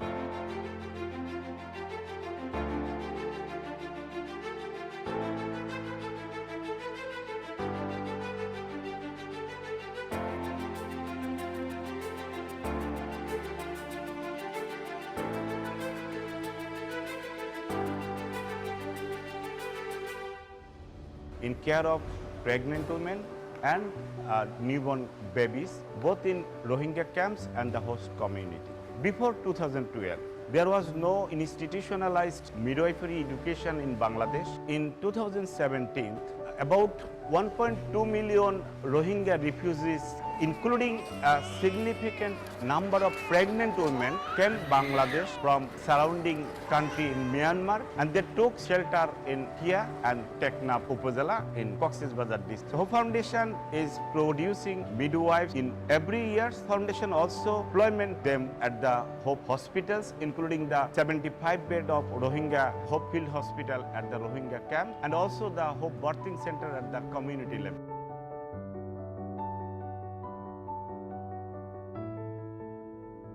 যে মিডওয়াইফ হিসেবে প্রথমেই গর্ববোধ করি যে আমি একটা মার সেবা খুব সুন্দরভাবে দিতে পারি, তখন আমাদের খুবই ভালো লাগে। মাটা যখন বাচ্চাটাকে দেখে হাসে তখন সে মাটাও যেমন হাসে, তার মনটা যেমন সুন্দর হয়ে আসে, তখন আমাদেরও আনন্দ লাগে।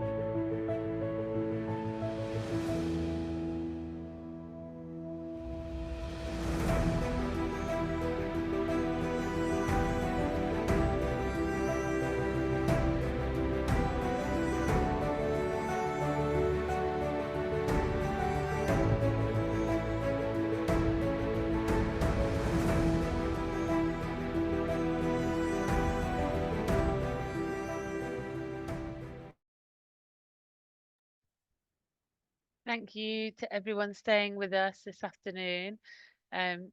Such an impactful video there from Bangladesh. Really, really critical to see the impact that midwives have been having there. So thank you for sharing that with us.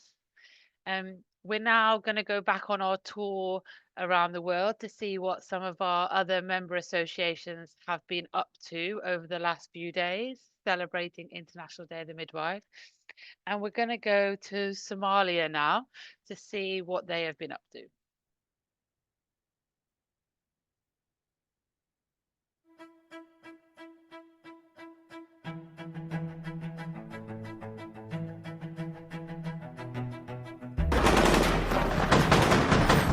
In the heart of Mogadishu, amidst chaos and fear, a pregnant woman runs, full term, in pain, desperate for safety. But she is not alone. A midwife stands beside her, calm, skilled, and courageous. She runs towards the crisis, not away, offering life-saving care and hope. This is what midwives do in war zones, floods, and displacement camps. They are lifelines for women and newborns when everything else falls apart. Midwives protect mothers, deliver babies in darkness, and uphold dignity when systems fail. In Somalia, recurrent drought devastates the land, forcing women and children to flee in search of food and water. Pregnant mothers walk for days in the scorching heat, hoping to reach safety before it's too late. Along the way, some lose their children to starvation, others suffer violence, and many families are shattered. But when they arrive at IDP camps, one person is there to offer hope: a midwife.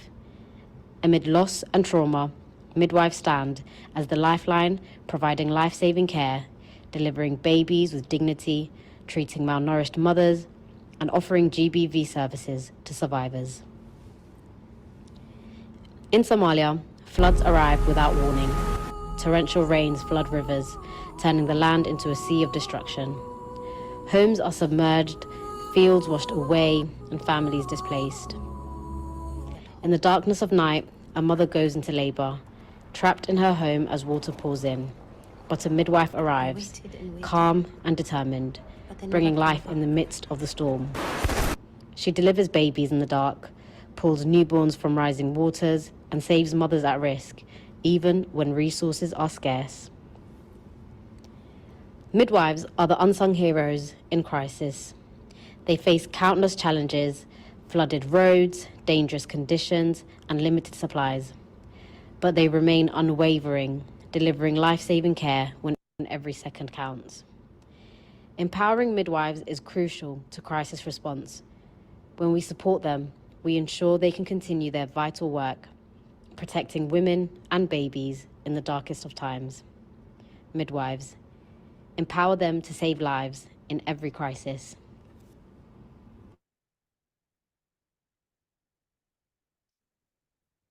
Thank you to our colleagues in Somalia for sharing that difficult video in such a climate-affected part of the world, but wonderful to see the work of midwives there.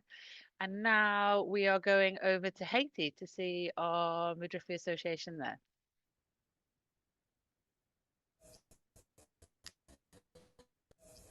Cette année, l'Association des sages-femmes d'Haïti a décidé de célébrer la Journée internationale de la sage-femme d'une toute autre manière.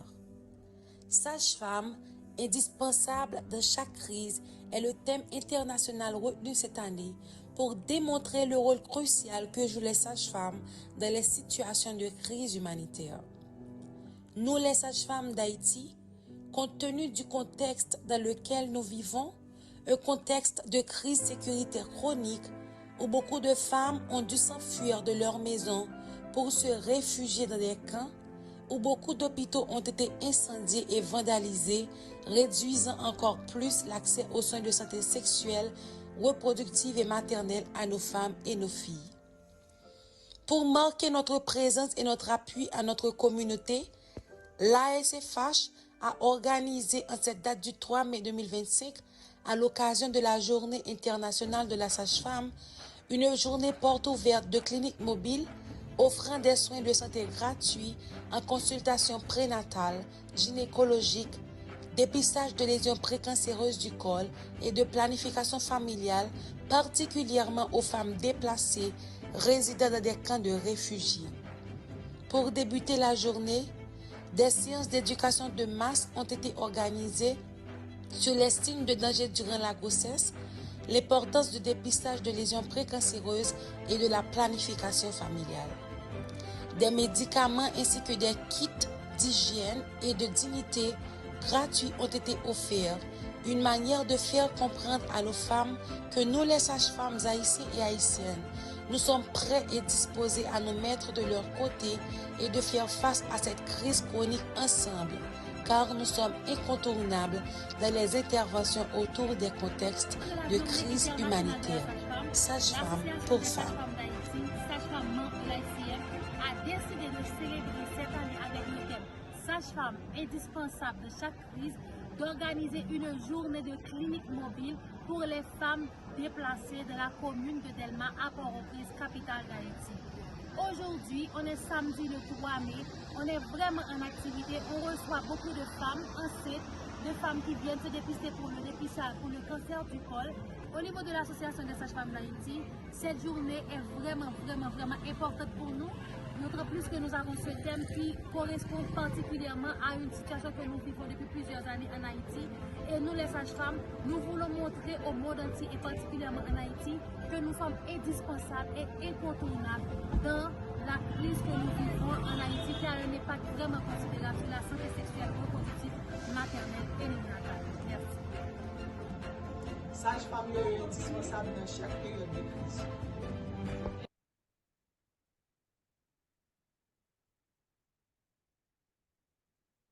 thank you to our colleagues in Haiti.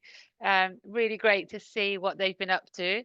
And everyone on the call, do pop in the chat whatever activities you might be doing in your centres with your colleagues, in your place of work to celebrate International Day of the Midwife. We want to know and hear what you've been up to.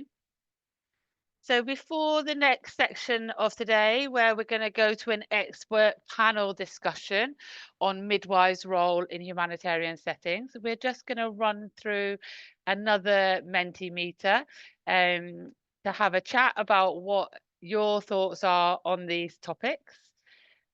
So my colleague is just going to share the slide now. Don't forget, at the end of the next panel discussion, there will be a Q&A session. So if you have specific questions for the ICM team or general questions that you want the panel to discuss, pop them in the chat now and we'll do our best to get through as many of those as possible. So for the next Mentimeter today, we want to just have a think about during crisis, midwives can. So have a think about scanning the QR code, or you can join the Mentimeter using the numbers at the top, and have a think about what you think the midwife's role in humanitarian crisis could be.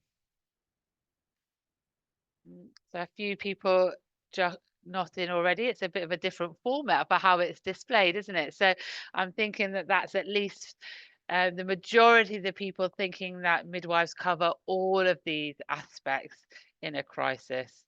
They provide safe births, antenatal and postnatal care, provide contraception, comprehensive abortion care, and care for survivors of gender-based violence.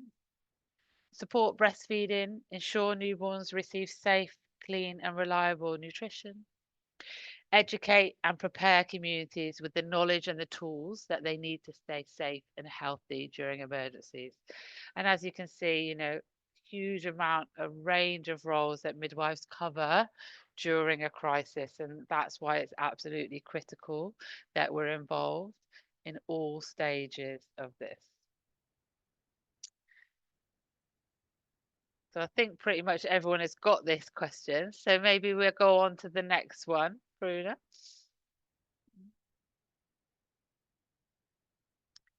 Yeah, so as we've touched on, all of the above is the midwife's role in crisis. And then thinking about what percentage of sexual, reproductive, maternal, newborn and adolescent health can midwives cover in their scope of practice. And it will vary a little bit individually on within each country, but what are midwives capable of being able to deliver?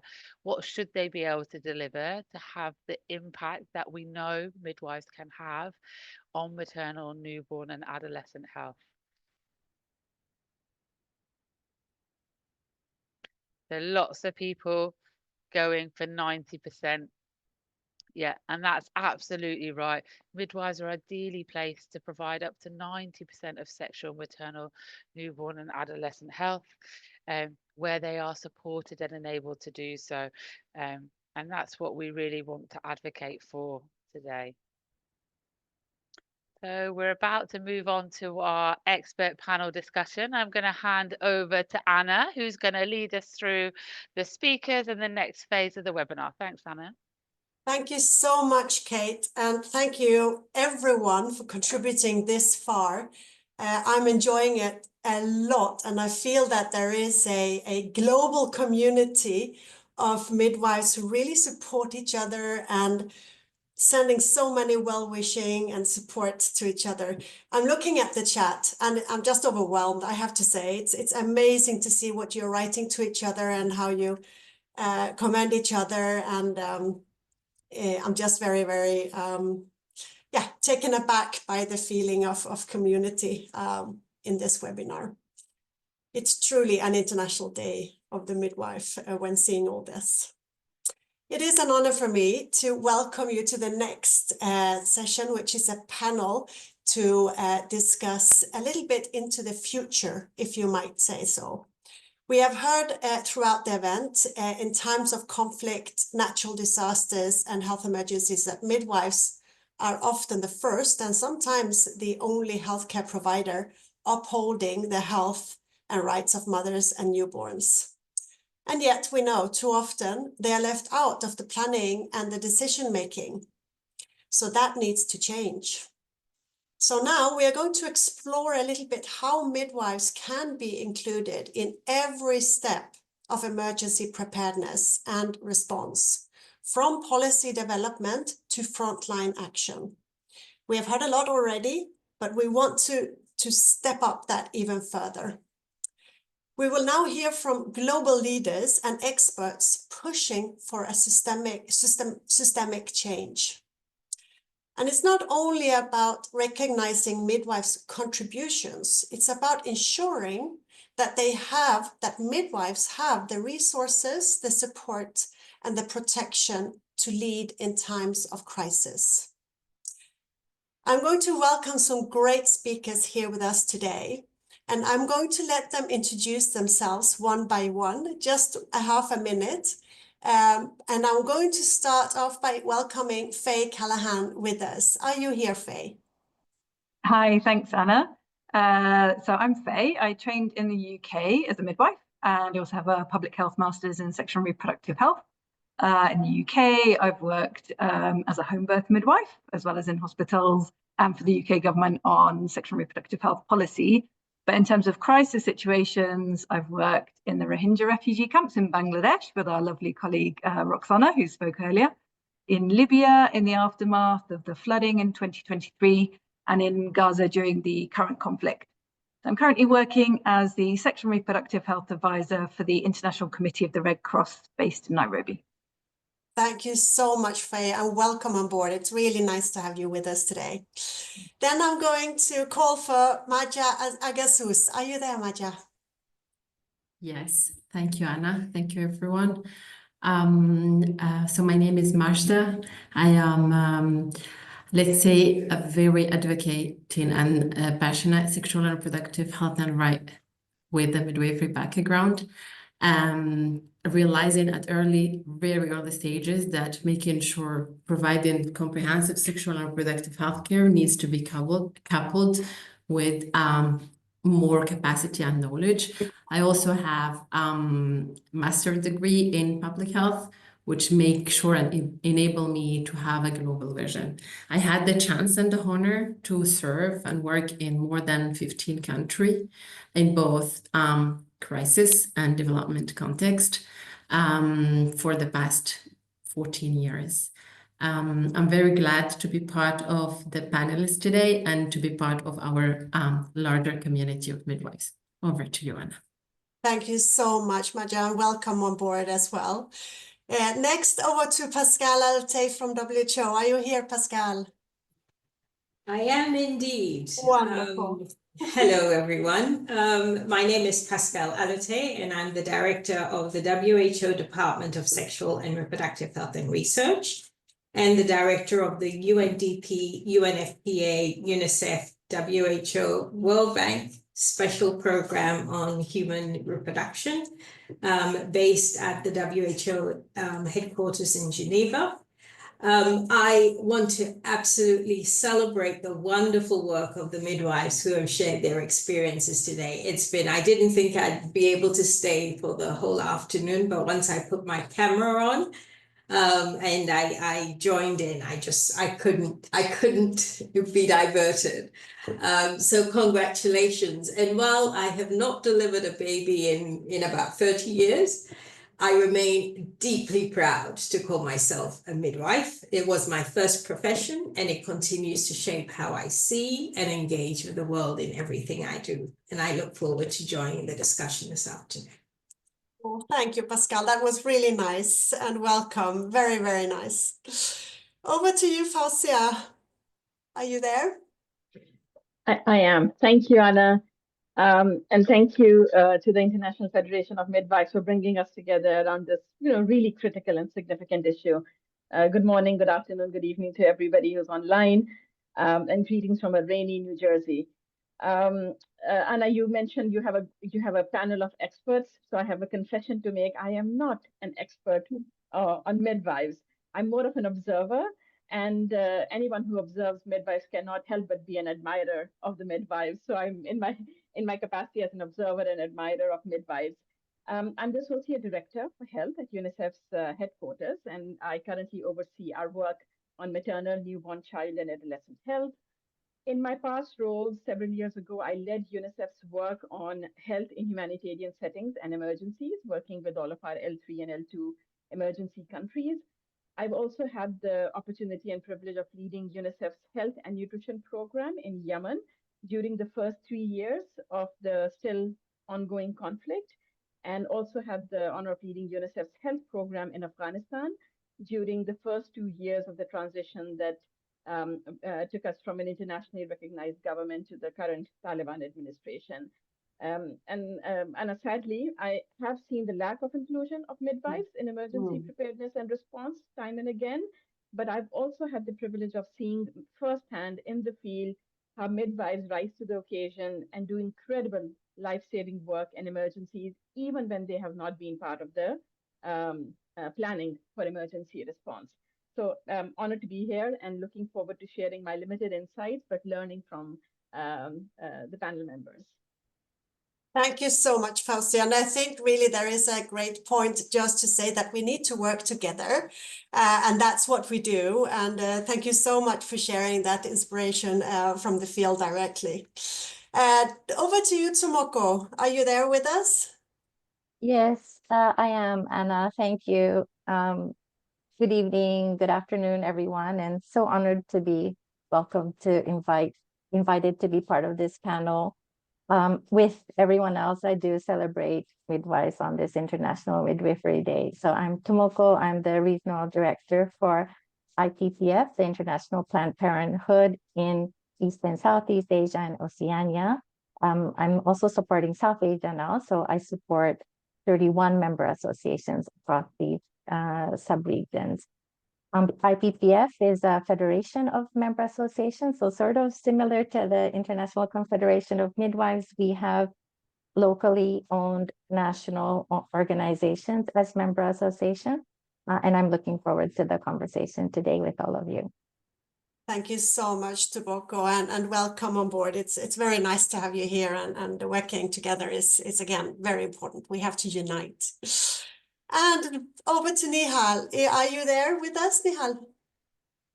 Yes, I'm here, and thank you. I'm really, first of all, happy International Day of Midwives, and it's really a pleasure for me to be one of the panelists. I'm so excited also to be with you all. I'm Nihal Nasruddin. I'm a nutrition officer at WFP for the last 16 years, working in at the country office based in Jerusalem, but in charge of the nutrition activities and projects in West Bank and in Gaza. As you all might know, that we went through many crises, especially inside Gaza, where all roles were complementing each other, and the midwives, let's say, role was the most critical and crucial role amongst other, all of us, being in the field, in the direct contact with the mothers, calming them down, and giving and counseling, sharing with them the best practices. So it's really a great pleasure for me to be here, first to show appreciation for all the hard work and for all the midwives, and as well to share experience through the years with WFP and on ground. Thank you. Thank you, Nihal, and your voice is so important, and it's very, very. We are very grateful that you and everyone you are with us today. Now, let's start with our first round of questions to this esteemed panel. And as we have said, midwives play a crucial role in ensuring sexual, reproductive, maternal, newborn, and adolescent health during the crisis. And yet it's still overlooked when in regards of planning. Now, my questions to you are, what practical steps can be taken to fully integrate midwives into crisis preparedness and response strategies at both policy and implementation levels? And I'm going to start with you, Faye. I would love to hear from you. You've worked in some of the most challenging humanitarian settings. What does midwifery care look like in these environments, and what is needed to strengthen and solidify midwives as a first responders? Some practical insights. Over to you, Faye. Thanks, Anna. So I'll start with the first part. What does midwifery look like? So in these humanitarian settings, be that conflict, natural disaster, displacement, there's an obvious breakdown in the health system. There's reduced access because facilities have been destroyed or damaged, but there's increased need. And there's displacement or even sadly loss of healthcare workers. When I was in Libya, in Derna, after the floods, half of the midwives that worked in the maternity unit were not able to turn up for work. Either they'd sadly died during the floods or lost their housing and had to move to another location. So in the face of these challenges, midwifery looks a bit like this. So the first thing you see is midwives providing women-centered care, really focusing on the woman's safety, her physical safety, her psychological safety, emotional safety, and providing compassionate care, communicating really effectively, and ensuring privacy and dignity, which is something that is so quickly lost during a crisis. And it's midwives saving lives. We're all midwives mostly, and we know this. But it's also evidence-based care. Even when we have these limited resources and really challenging environments without power, without equipment, the focus stays on quality of care and professionalism. And that is one of the most inspiring things about midwives. They don't let their standards slip. But thirdly, it's collaborative, and we've talked about a bit today already. Not, in so many ways between local midwives. There's often some international midwives that come in to help in a crisis, and there's great teamwork there. Midwives obviously also have to collaborate really strongly with the other health workers. There might not be an obstetrician or a gynecologist, but there's going to be a general surgeon that we can refresh their memory on how to do a cesarean section. There's probably an anaesthetist, there's other nursing staff. And midwives also need to collaborate with other humanitarian workers. So the teams in logistics, in water and sanitation, these are vital elements of the midwifery system that we need to get back up and running or to improvise with. And then, of course, the midwives need to collaborate within the SRH network. Normally UNFPA take a coordinating role, and I'm sure Majda will touch on this when she speaks, but also with other NGOs, with the government's ministries of health. We need to make sure that the services we're providing are complementary. We all know who to refer to for what. We can't all do everything, so we need to collaborate really effectively in a crisis. And finally, I think it looks like midwives just showing huge resilience under pressure. They take risk to their personal safety. They go out of their comfort zone to help their community and others. In Gaza, the midwives would take a risk every day, traveling to the field hospital to do their job. And they were so proud to do it. They wanted to work to feel constructive rather than just sitting in their tent, in their temporary shelter, not able to do their job. So on the second part of your question, what's needed to strengthen midwifery roles? I think the core thing is the recognition of need for midwives at the onset of a crisis. There is always going to be women affected. Women will be pregnant, they will get pregnant, they will need contraception, they'll need support after sexual violence, they need support to manage HIV, STIs, and women, especially pregnant women, are more vulnerable during crises. We know that over 60% of maternal deaths happen in fragile and conflict-affected settings. But many times SRH is an afterthought. We go in with the first responders, the doctors, the emergency medical teams, the surgeons, and then we think, oh, we've got some pregnant women here. But we need to be thinking that at the initial response. And that needs midwives to be integrated into these first responder teams. We don't need all humanitarian access to provide SRH services, but they need to be thinking about the needs of women and how to support them. And I think there's two enablers for this. The first is increasing midwifery leadership to make this recognition a reflex. So before a crisis, midwives need to be included in these preparation mechanisms and plans. They need to be represented in the humanitarian response organizations. They need to participate in the networking coordination groups. And all midwives need to use their voice to advocate for women and newborns, for the human resources, the staffing, for the funding, and the space in humanitarian response. And that's both a physical space where we have tented field hospitals, but also the strategic space to say, we have pregnant women here, we need to care for them. So we need to respond to their immediate needs, but also advocate for the wider impacts, their nutrition, shelter, protection needs. The second enabler, I think, is around consistency in midwives' scope of practice and recognition.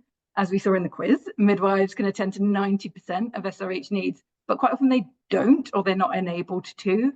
And indeed, in many countries, midwifery is not even recognised as a profession. Midwives aren't allowed to be autonomous practitioners, which they're perfectly capable of doing. So I think we need to work globally, internationally, towards this consistency and scope of practice as well. So we, especially in areas that are bigger than maternity, so contraception, clinical management of rape, safe abortion care, we need to work out what the training needs are. Are there policy regulation changes that need to happen? Are there barriers within the health system? How do we make sensible referral systems? And then we can fulfill the potential of midwives, which will build resilience in the health system when a crisis does occur. And I think finally, this does also support increasing respect for midwives who do such incredible work on the front lines, but often aren't the ones speaking up about it or being recognised. Back to you, Anna. Thank you so much, Faye. You know that you're spot on, and I think that especially not only giving midwives voices, but also for midwives themselves to speak up much more stronger. I think it goes two ways that we can really support each other much stronger in that. And I was pleased to see that in the Rohingya camps that we actually hear of mothers who have a positive birth experience, though the world around her is it's very challenging. I mean, that's for me a beautiful sign of midwifery work in that sense. So thank you so much, Faye. And everyone listening in, please comment in the chat also if you have other insights that you want to share. It's wonderful to hear from you. So thank you again, Faye. Over to you, Madja. You have worked in various crisis-affected countries as well. Now, what steps do you think should be taken to ensure that midwives are prepared and supported to provide SRH services and to be fully integrated also in the crisis response, just as we talked about with Faye? Are there any countries or contexts that you all know of where this has been done successfully, or good practices you can share with us? Over to you. Thank you, Anna. And indeed, when I first received the invitation, I was so excited to be able to share my very humble experience serving alongside with different colleagues in different continents. And I honestly take it as a huge privilege that changed and shaped the way I advocate and keep pushing the file of sexual reproductive, maternal, neonatal, and adolescent health.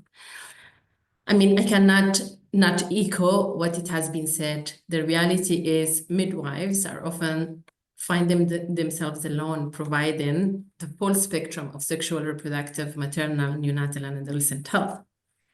And often they are faced with a huge and very, very complicated cases where they have to identify, manage, and refer. I think all of us will recognize that situation where you are scared to face and you do your best to prevent a maternal and neonatal mortality. I think we all recognize that feeling and that fear. I would say, based on my experience, I have learned that preparedness together with strong technical capacity are a game changer when it comes to a humanitarian response.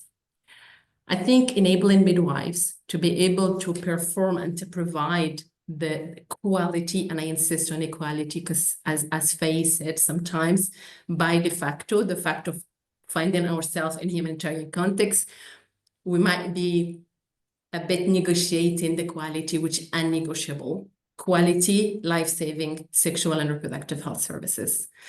For that, without hesitation, I would say pre-crisis preparation is key. And I will pause here by putting on the table, making sure that all midwives are MISP trained, minimum initial service package for sexual and reproductive health care. On its 6 component, including, and I am insisting on that, comprehensive abortion care, that's to be discussed.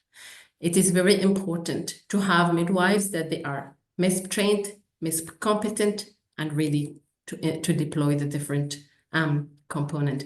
It does not only change how the implementation and the provision of SRS services is there, but basically it ensures that sexual and reproductive health as basic and essential healthcare services are at the very beginning of the response. I wouldn't say or talk without the MISP without really emphasizing on the competency-based training. I think being able and being confident identifying and managing complications is key in preventing complication and ultimately maternal neonatal mortality and morbidity. Faye touched base on it, and I really believe it's key to be able and to bring midwives to the level of being introduced to humanitarian principle, humanitarian coordination, and open up not only from the clinical perspective, but also taking the power and the leadership posture. It's very important to talk about this aspect, but I would definitely echo my colleagues and the panelists on the fact that protection and respect of the role of midwives as autonomous and acting independently is very, very urgent.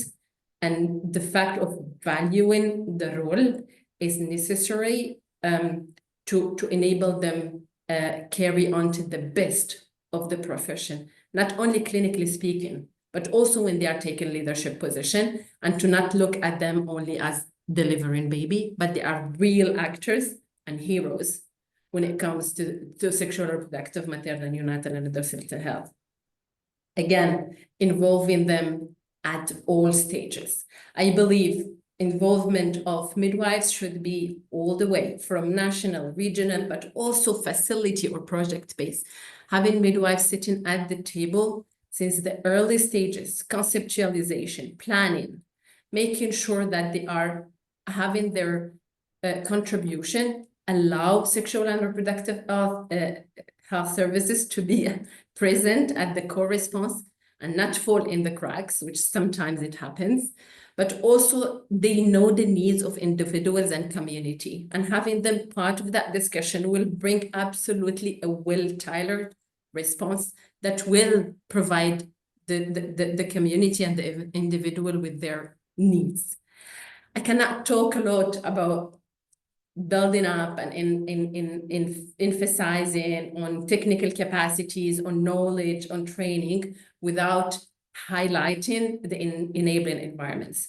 Those heroes and midwives can absolutely save lives, but we need also to make sure that there is an enabling environment. And personally, if I can put something ahead of the list, because the list is long when it comes to the environment, I would say making sure that there is a viable, robust supply chain, making sure that sexual and reproductive health commodities and supplies are there. I myself have been in a situation, deployed in an emergency situation, where after exactly 24 hours of my arrival, I received an emergency case, and guess what?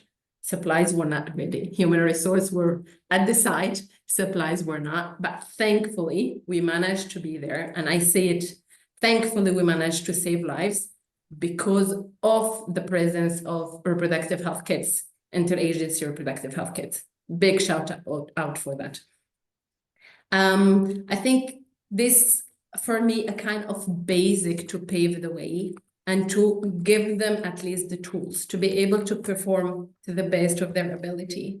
And if I might go and share quickly, maybe 1 or 2 examples from my own experience. I have witnessed working in both South Sudan, a conflict, an ongoing, a repetitive conflict situation, DRC, where a strong push and a strong advocacy took place between international organizations, UN agencies, and government to integrate component of MISP into midwifery, national midwifery curriculum. I would say including clinical management of rape, comprehensive family planning programming, you name it. And working there, I witnessed not only the fluidity of running the show, but also how confident they were on what to do, when to do, and how to do it. I will stop here, and I really thank you for bringing up this very important piece of information. Thank you. Over to you, Anna. Thank you, Maja. And I think you're just so spot on. Listening to you, I'm really, there is a lot of complexity in the preparedness, and the preparedness is so strongly linked to our everyday life in the healthcare system as it is working. And then when a crisis, conflict, or emergency happens, then it needs to be prepared for that situation. And we never, sometimes we know, but often not. Earthquakes, for example, and others, flooding, we don't really exactly know when it happens, but we have to be prepared and have the supplies, as you say, and just know exactly who does what to support the pregnant women, or if there is a birth occurring, or if there is family planning needed, anything within SRHR for women. So it's really, it is a big discussion, and it's, the whole preparedness is something that we really need to work much more stronger with, I would say. Over to you, dear Pascal, from WHO's side, and from a global perspective, what steps are you taking at WHO to ensure that midwives are included in emergency frameworks and crisis preparedness planning? Over to you, Pascal. Great, thank you. You'll probably find that there's a bit of repetition, and I think that is just an indication of just how important the issues are. Faye had talked a bit about the breakdown of health services in crisis. I think the reality is that even without crisis, there is still quite a bit of work we need to do to fix our health systems so that they're resilient. And we can't do that. We can't do that without a strong workforce, including midwives.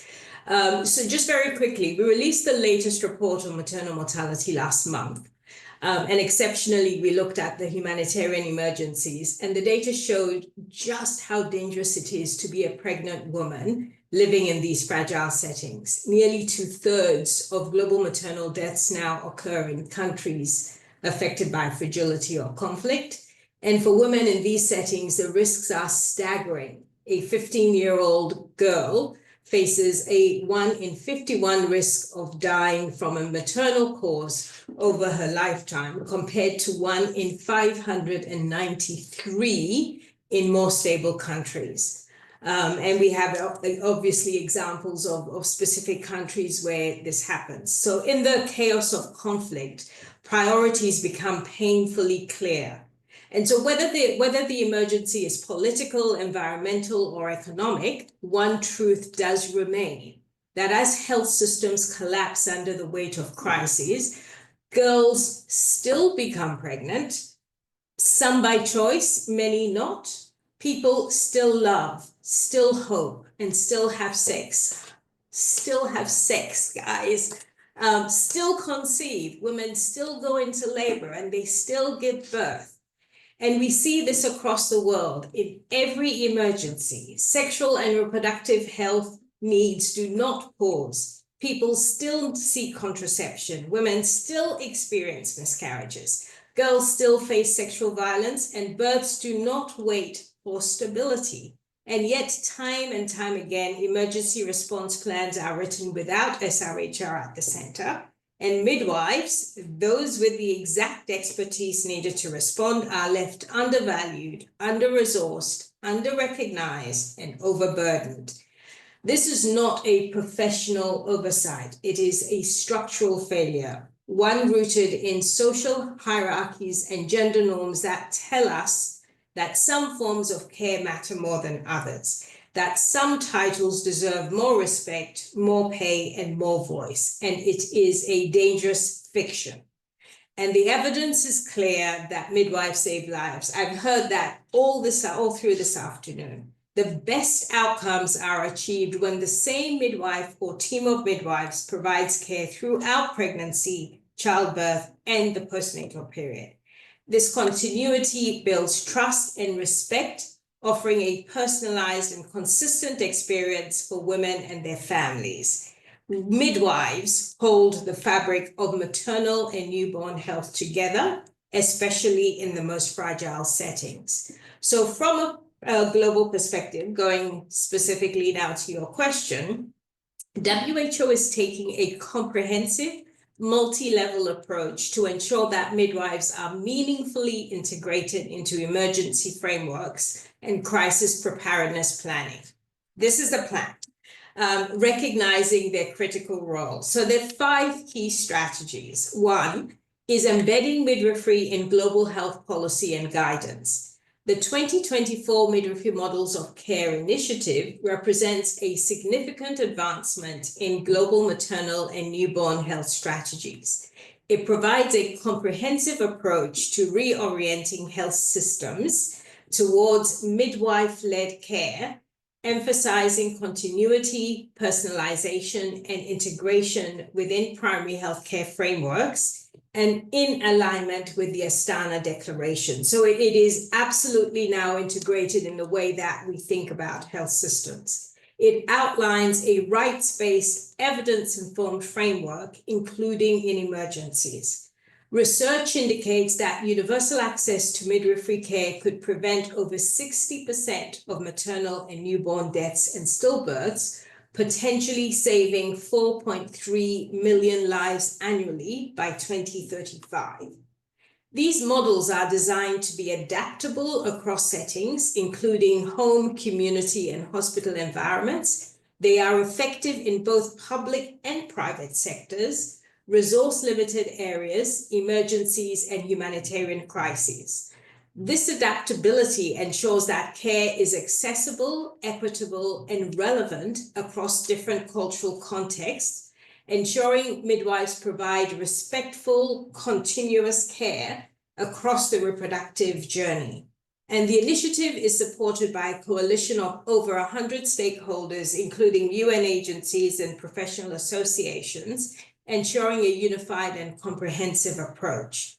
And the initiative acknowledges the global shortage of approximately 900,000 midwives and outlines strategies for education, deployment, and retention to strengthen the workforce. The second is advancing midwives' capacity for emergency responses. Now, there's a 25 by 25 basic emergency care Saves Lives initiative, which is led by the WHO Chief Nursing Officer and Clinical Services and Systems team, and it aims to strengthen emergency care skills amongst nurses and midwives in 25 countries. This includes training in triage, stabilization, and referral. These are skills that are essential in humanitarian settings. Third strategy is prioritizing maternal and newborn health in global campaigns. So if you recall, WHO's 2025 campaign on World Health Day, Healthy Beginnings, Hopeful Futures, calls on governments to end preventable maternal and newborn deaths with midwives placed at the heart of this effort. It recognizes the staggering risk women face in crises and frames midwives as essential to resilient, responsive health systems. The fourth strategy is promoting integration in national and health systems planning. And through the health workforce, WHO is working with member states, ministries of health, and global partners to ensure midwives are included in national emergency preparedness and response strategies. This includes advocacy for midwifery representation in planning, decision-making, and funding mechanisms at all levels. And finally, strategy 5 is strengthening partnerships for emergency-ready midwifery.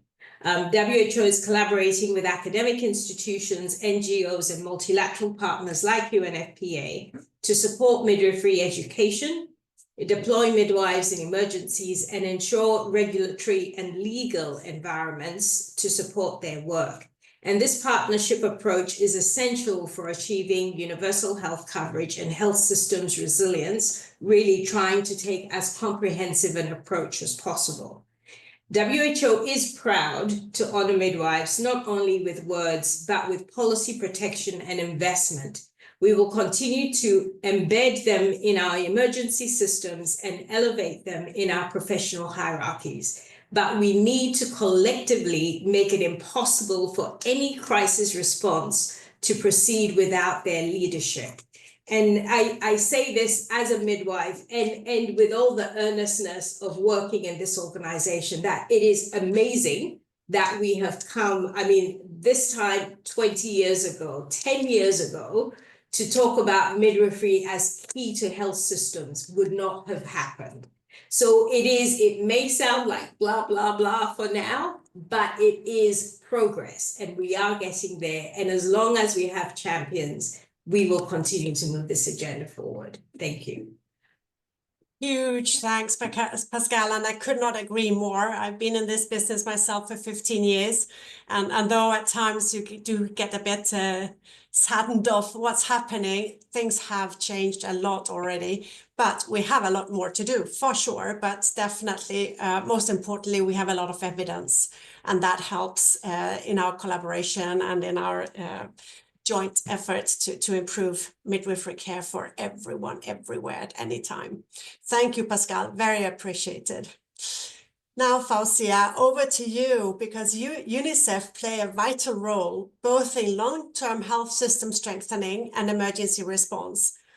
From your global perspective, how can we better ensure that midwives are not only supported, but also strategically positioned as key players in crisis, preparedness, and in response, particularly in settings where health systems are already overstretched, or as Pascal said, even broken? Over to you, Faustia. Thank you, Anna, for this question. It's an important question for all the reasons that you listed when you opened the session, but also everything that Faye and Magda and Pascal have shared. Because we're talking about crises, but we're also talking about health systems that are fragile and overstretched, I'm going to be talking about the FCV settings, the fragile, conflict, and vulnerable settings or countries, and saying this for the benefit of colleagues who are listening in from all over the world. I do want to start with a few figures, and Pascal has mentioned a couple that I wanted to, and thank you, Pascal, for that. A month before the maternal mortality report came out, we also released the child mortality estimates, and those show that around 47% of all under 5 deaths happen in FCV settings, and 40% of all newborn deaths happen in the same settings. The under 5 mortality rate is 3 times as high, and the newborn mortality rate twice as high in FCV settings as compared to stable settings. And Pascal made reference to Faustia, can I just interrupt? Sorry. But I think your voice is a bit weak. Is it possible to increase the volume a little bit? Sorry to interrupt you, Faustia. Not at all. Is this any better? Oh, well, slightly. Is this any better? Are we okay? Okay, and please slow Yeah, down too. Okay. Okay, sure. Let's try, Faustia. Over to you again. Sorry. Okay.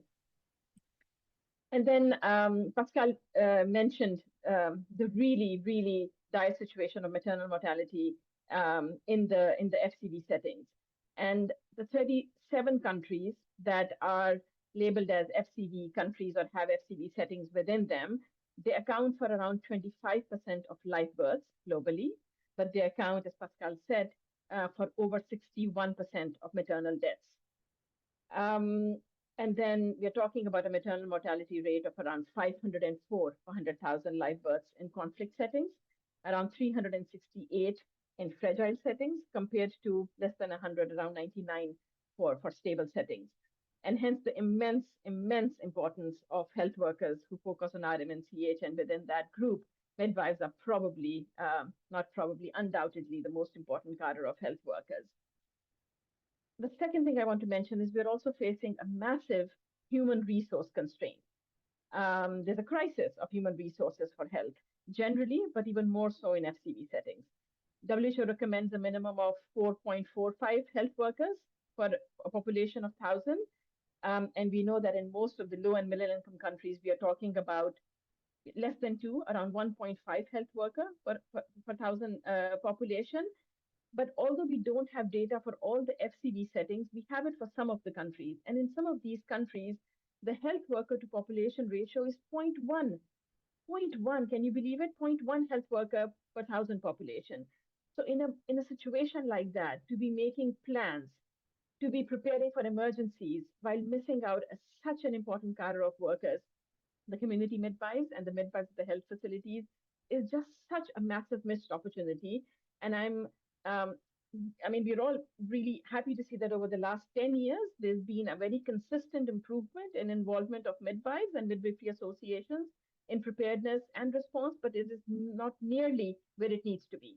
There are still a huge number of missed opportunities when countries plan for emergency responses. Now, on your question, how do we support and how do we position the engagement of midwives in crisis preparedness and response? And a lot of, I'm going to say, Pascal, is aligned with what you said. And as you said, it's a sign that we're all working together, thinking together, and therefore coming up with solutions together. But before I list this, I also wanted to mention, we've spoken about the important role that the midwives play in RMNCH. But we have countries where they've done more. You have countries like Japan where they are a really important part of how you respond to natural disasters, in Ebola response, in Mpox response, during COVID times, in cholera outbreaks in countries. We repeatedly see midwives not only delivering on the RMNCH work, but also through task shifting, also taking on additional roles, taking on really important role of infection prevention and control, both in communities and in the health facilities where they work. So the first thing, I think Faye has given us a lot of details of what exactly it is that the midwives do in humanitarian settings, and Dr. Madda gave some really strong examples. First thing is, of course, integration into policy and planning guidelines. Every tool that we are developing at the global level, whether it's someone sitting in the health cluster or in OCHA, when we speak of health sector or we speak of a health emergency, those tools, those policies, those planning guidelines need to acknowledge the role of the midwives and see how a planning that includes them is part of these processes. So organizations like yourself, partners like yourself, need to be involved in development and reviews of those global guidelines and tools. And then the national midwifery associations and midwives themselves at the country level need to be included in every step. The preparedness, the planning, the pre-positioning, the quantification, the agreement on the task shifting. The second thing that we need to do is that when we look at the global architecture, in global architecture, we still see a divide between those who are working on RMNCH, but specifically those who are working on the work that midwives do and those that are working on broader plans. And therefore, the architecture needs to consciously recognize and include those partners and players who are working on RMNCH and who are working on the important role that midwives play. So whether we're talking about OCHA, or we're talking about the cluster system, or we're talking about how the IVAG work is included in the broader sphere, this needs to be part of it. When we're talking about humanitarian response plans and the guidance that is provided, that guidance needs to be very clear on what should be done to ensure that midwives and the national midwifery associations are included in that architecture and in that process.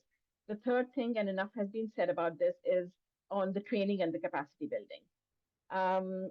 And so it's essential to provide midwives with these specialized training, especially when they find themselves in situations where they will not have the ecosystem that is required for them to deliver. So how do you still function when you have inadequate supplies, when you have inadequate human resources, when you are outside of a health facility trying to do something that should ideally be done in a health facility, when you are not in homes but in refugee camps, when you are taking refuge elsewhere? There are countries that have already done this. We do need to do better in terms of South-to-South learning and in exchange of lessons not within the community, not within this community that is here, but within the bigger humanitarian community. The fourth thing is the legal and financial support and the other support systems around the midwives. WHO has a health and care worker compact that many of us use to guide our work on how we support the health workers. Very often in engaging with midwives, the humanitarian actors are not fully cognizant of what is required to support the midwives and some of the other cadres fully in engaging them in humanitarian settings. So how do we make sure that they themselves are protected when they are putting themselves in harm's way? How do we make sure that they have financial resources to take care of themselves and their families in the midst of emergencies where they are doing such vital work for others? How do we make sure that there are social protection measures available for them in fragile situations, but also included and as part of the preparedness plans?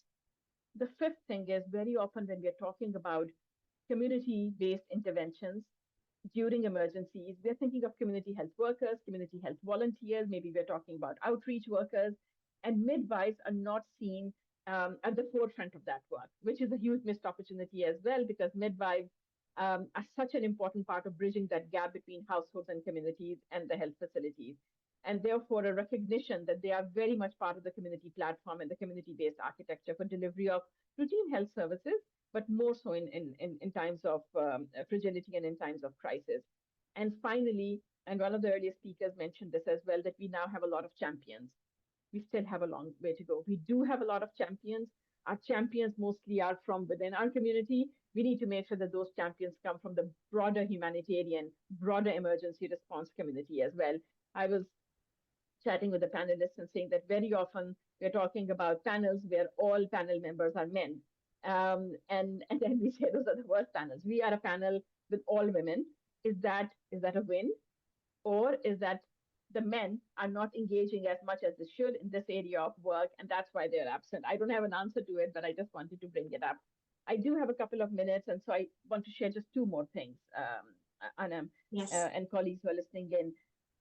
We, at UNICEF, one of our corporate priorities is community action through community health workers for better health and nutrition outcomes.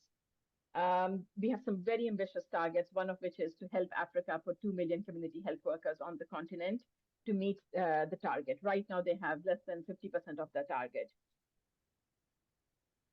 Although community health workers are invaluable to provide promotive, preventive, and even curative care to remote and vulnerable populations, mothers and children specifically, we are learning that their work cannot meet its targets. It cannot reach fruition unless they are linked and they have the support of the midwives, both in the community and in the health facilities. The referrals that they do cannot get to the right conclusion unless midwives are linked, are supported as much as the community health workers are. So within our organization, we have started by looking at community health workers, and very soon realize that unless the midwives are supported just as much as the community health workers through this corporate priority, we will not get the results that we are looking for. And then before I end, I wanted to share a small story from the time that I was in Yemen. I was there right before the conflict started. I arrived a month before that, and then the war started. And in the first few months of the war, one of the provinces was declared a military target. And the population was asked to move out within a matter of hours. And then there were a couple of weeks of heavy bombardment and fighting going on there. The first humanitarian teams from the capital, Sana'a, that were able to get into that province, it took around 3 weeks to go in. From the time that the fighting started. And when the teams arrived, they discovered that hundreds and hundreds of families who were unable to travel far into other provinces had taken refuge in the caves in the mountains that are at the border of Yemen and Saudi Arabia. And the teams found that in those 3 weeks, there had been several women who had delivered babies. And they delivered those babies safely because the midwives in those communities, when they were running to hide and take refuge, had taken their midwifery kits with them and were able to help these mothers in the middle of nowhere, in the middle of caves, still deliver babies safely. Now, this in a place where they had not been adequately supported, were not part of the emergency plan. You can only imagine the potential for midwives to support mothers and newborns if we systematically, consistently, and effectively engage them in preparedness and response. Back to you, Anna. Thank you, Faustia. And really, I think you put the spotlight on a lot of important, both the framework, but also how the midwives can be integrated. Thank you so much. And the community workers, it's really important to work professionally with an autonomous cadre of midwives well integrated in the community. So thank you very, very much. Now over to Moko. IPPF has been instrumental in ensuring SRH services and making it remain a priority in normal times, but also in crisis. What are the main barriers that women face in accessing SRH services in crisis settings from your side, and how can midwives overcome that? Over to you, Tomoko. Thank you, Anna, and thank you for that question. And it was sobering to hear the numbers from Pascal and Faustia around how much of maternal mortalities, infant mortalities are happening in conflict settings these days. You know, whether it be in natural disasters or war conflicts, it is just really, it's the sad reality that we are in now, where there's so much conflict and crisis settings around the world. And yes, there are so many barriers to women and girls, especially, to access sexual reproductive health and services. I thought I'd touch on three kind of big items, one around health systems, one around safety and security, and the third one around social cultural barriers. So the first one around health systems, both Faye and Pascal referred to how in crisis settings, the existing public health systems can be very fragile. They can even collapse, weaken. We often also see shifting of government priorities to other areas. There may be lack of skilled providers, equipment, or commodities. There's also structural issues around gender imbalances, Pascal says, where the needs of women and girls are often neglected or put at the very bottom. So as I shared in my introduction, IPPF is a federation of locally owned national non-government organizations, and they are there before the crisis happens, and they're there throughout, and they are there after the crisis happens.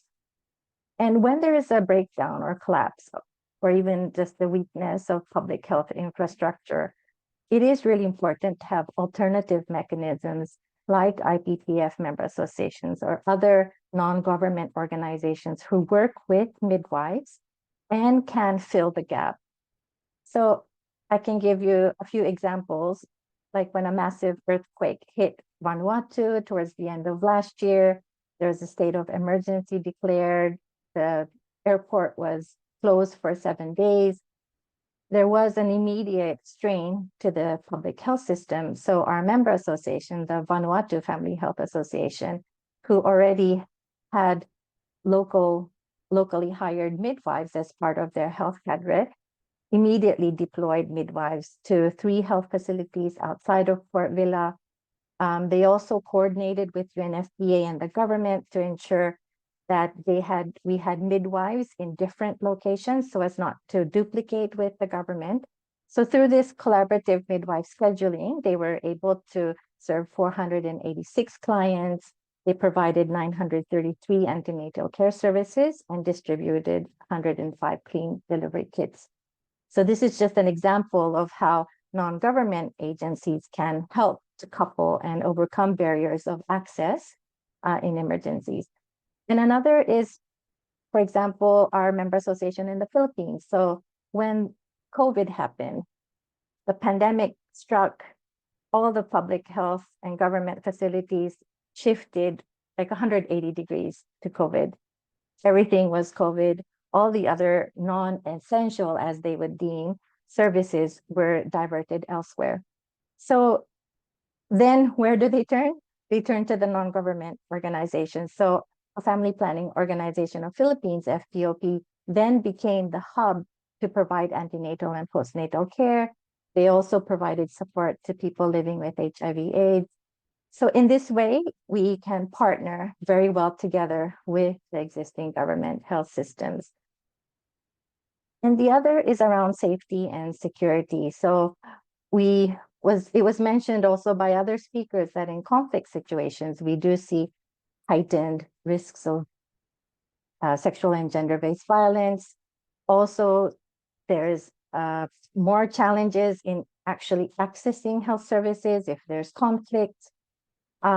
We also know that even between intimate partners, there can be an increase of violence in displaced populations. There was a worrying report from UNHCR recently that said between 2022 and 2023, there was actually a 50% increase of conflict-related sexual violence. So that is a shocking increase of number of sexual violence. So, and then I'd just like to mention that, you know, the intersecting forms of discrimination then adds on to the risks that people face in conflict settings. So women and girls with disabilities, those who are living in poverty, or those who have diverse sexual orientations, gender identities, gender expressions, they are the most vulnerable to begin with. In crisis settings, it even becomes more exacerbated. So obviously a lot of the pressure goes to these people. So just before this session, we saw the video from Association of Midwives of Haiti, and actually they are IPPF's collaborative partner in Haiti. So I was really happy to see their video. We know they have escalating gang violence there. It's a very challenging environment to be operating in. Gangs control 80% of Port-au-Prince. But you saw in the video how they are able to deliver services in the communities. They establish a robust risk assessment. They work very closely with the direction of protection, the health clusters, camp coordination. So they are very much integrated and well known with the local communities. And that is why they're able to reach safely and security and bring the services to the people who need. They're also able to raise awareness around sexual gender-based violence. They're able to provide that knowledge as well to the women and girls. So it's not just about services. They are also there to provide that awareness and knowledge. And on the third barrier around social cultural barriers, you know, in countries where there's deep-rooted gender norms that limit women's autonomy in seeking healthcare, or there's stigma around discussing sexual and reproductive health issues, challenges for unmarried girls, adolescent women to access services, places where we see very conservative ideologies, it's very difficult to access within crisis or non-crisis settings, but especially in crisis settings. So we have a member association in Afghanistan, for example, the Afghan Family Guidance Association. They have been the center front, almost the only supporter of women in providing sexual and reproductive health services. They are part of the UNFPA program. They have 75 family health houses across 6 provinces. They have trained and deployed 150 community outreach midwives in 10 provinces. And so these local midwives are allowed to go house to house, door to door. They are very well trusted in the communities, so they provide antenatal care, deliveries, postnatal care. And they also are able to collect data. They're able to connect with a call center to provide professional services if needed, or be able to refer high-risk pregnancies. So these midwives are a critical lifeline for the women in Afghanistan. We also work with traditional birth attendants, traditional midwives, like in West Java, when the earthquake happened and it displaced 58,000 people. Our member association there, PKBI, was able to support 63 safe deliveries through these traditional midwives. So they are very much the cornerstone of being able to overcome these barriers, because they're able to provide alternate routes They are able to provide the safety and security by being embedded in the communities and to overcome these social barriers. So needless to say, midwives are the essential and most trusted, culturally well-accepted health service provider in the community.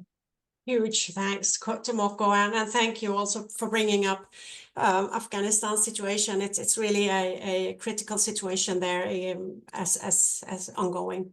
So thank you very, very much for your valuable insights. And then Nihal, over to you. Finally, breastfeeding is often overlooked in emergency response, and it pains me every time I see that mothers and babies are separated. Sometimes it's necessary, but often not. Yet critical for infant survival. In your experience, what role can midwives play in protecting and promoting breastfeeding in humanitarian settings? Over to you, Nihal. Thank you, Anne. You can hear me well? Yeah, unfortunately, as you mentioned, like in emergencies, breastfeeding is often deprioritized, let's say, despite being one of the most critical life-saving interventions that we can offer for the infants. However, from previous experience, midwives have always had the most crucial and central role in protecting and promoting and supporting breastfeeding in humanitarian settings, like especially during when the health system is collapsing, when there are no wash facilities, scarce of water. And if families are displaced all the time, there's no safe area, let's say, or private area for women to feel safe to breastfeed. Here where the midwife role really comes.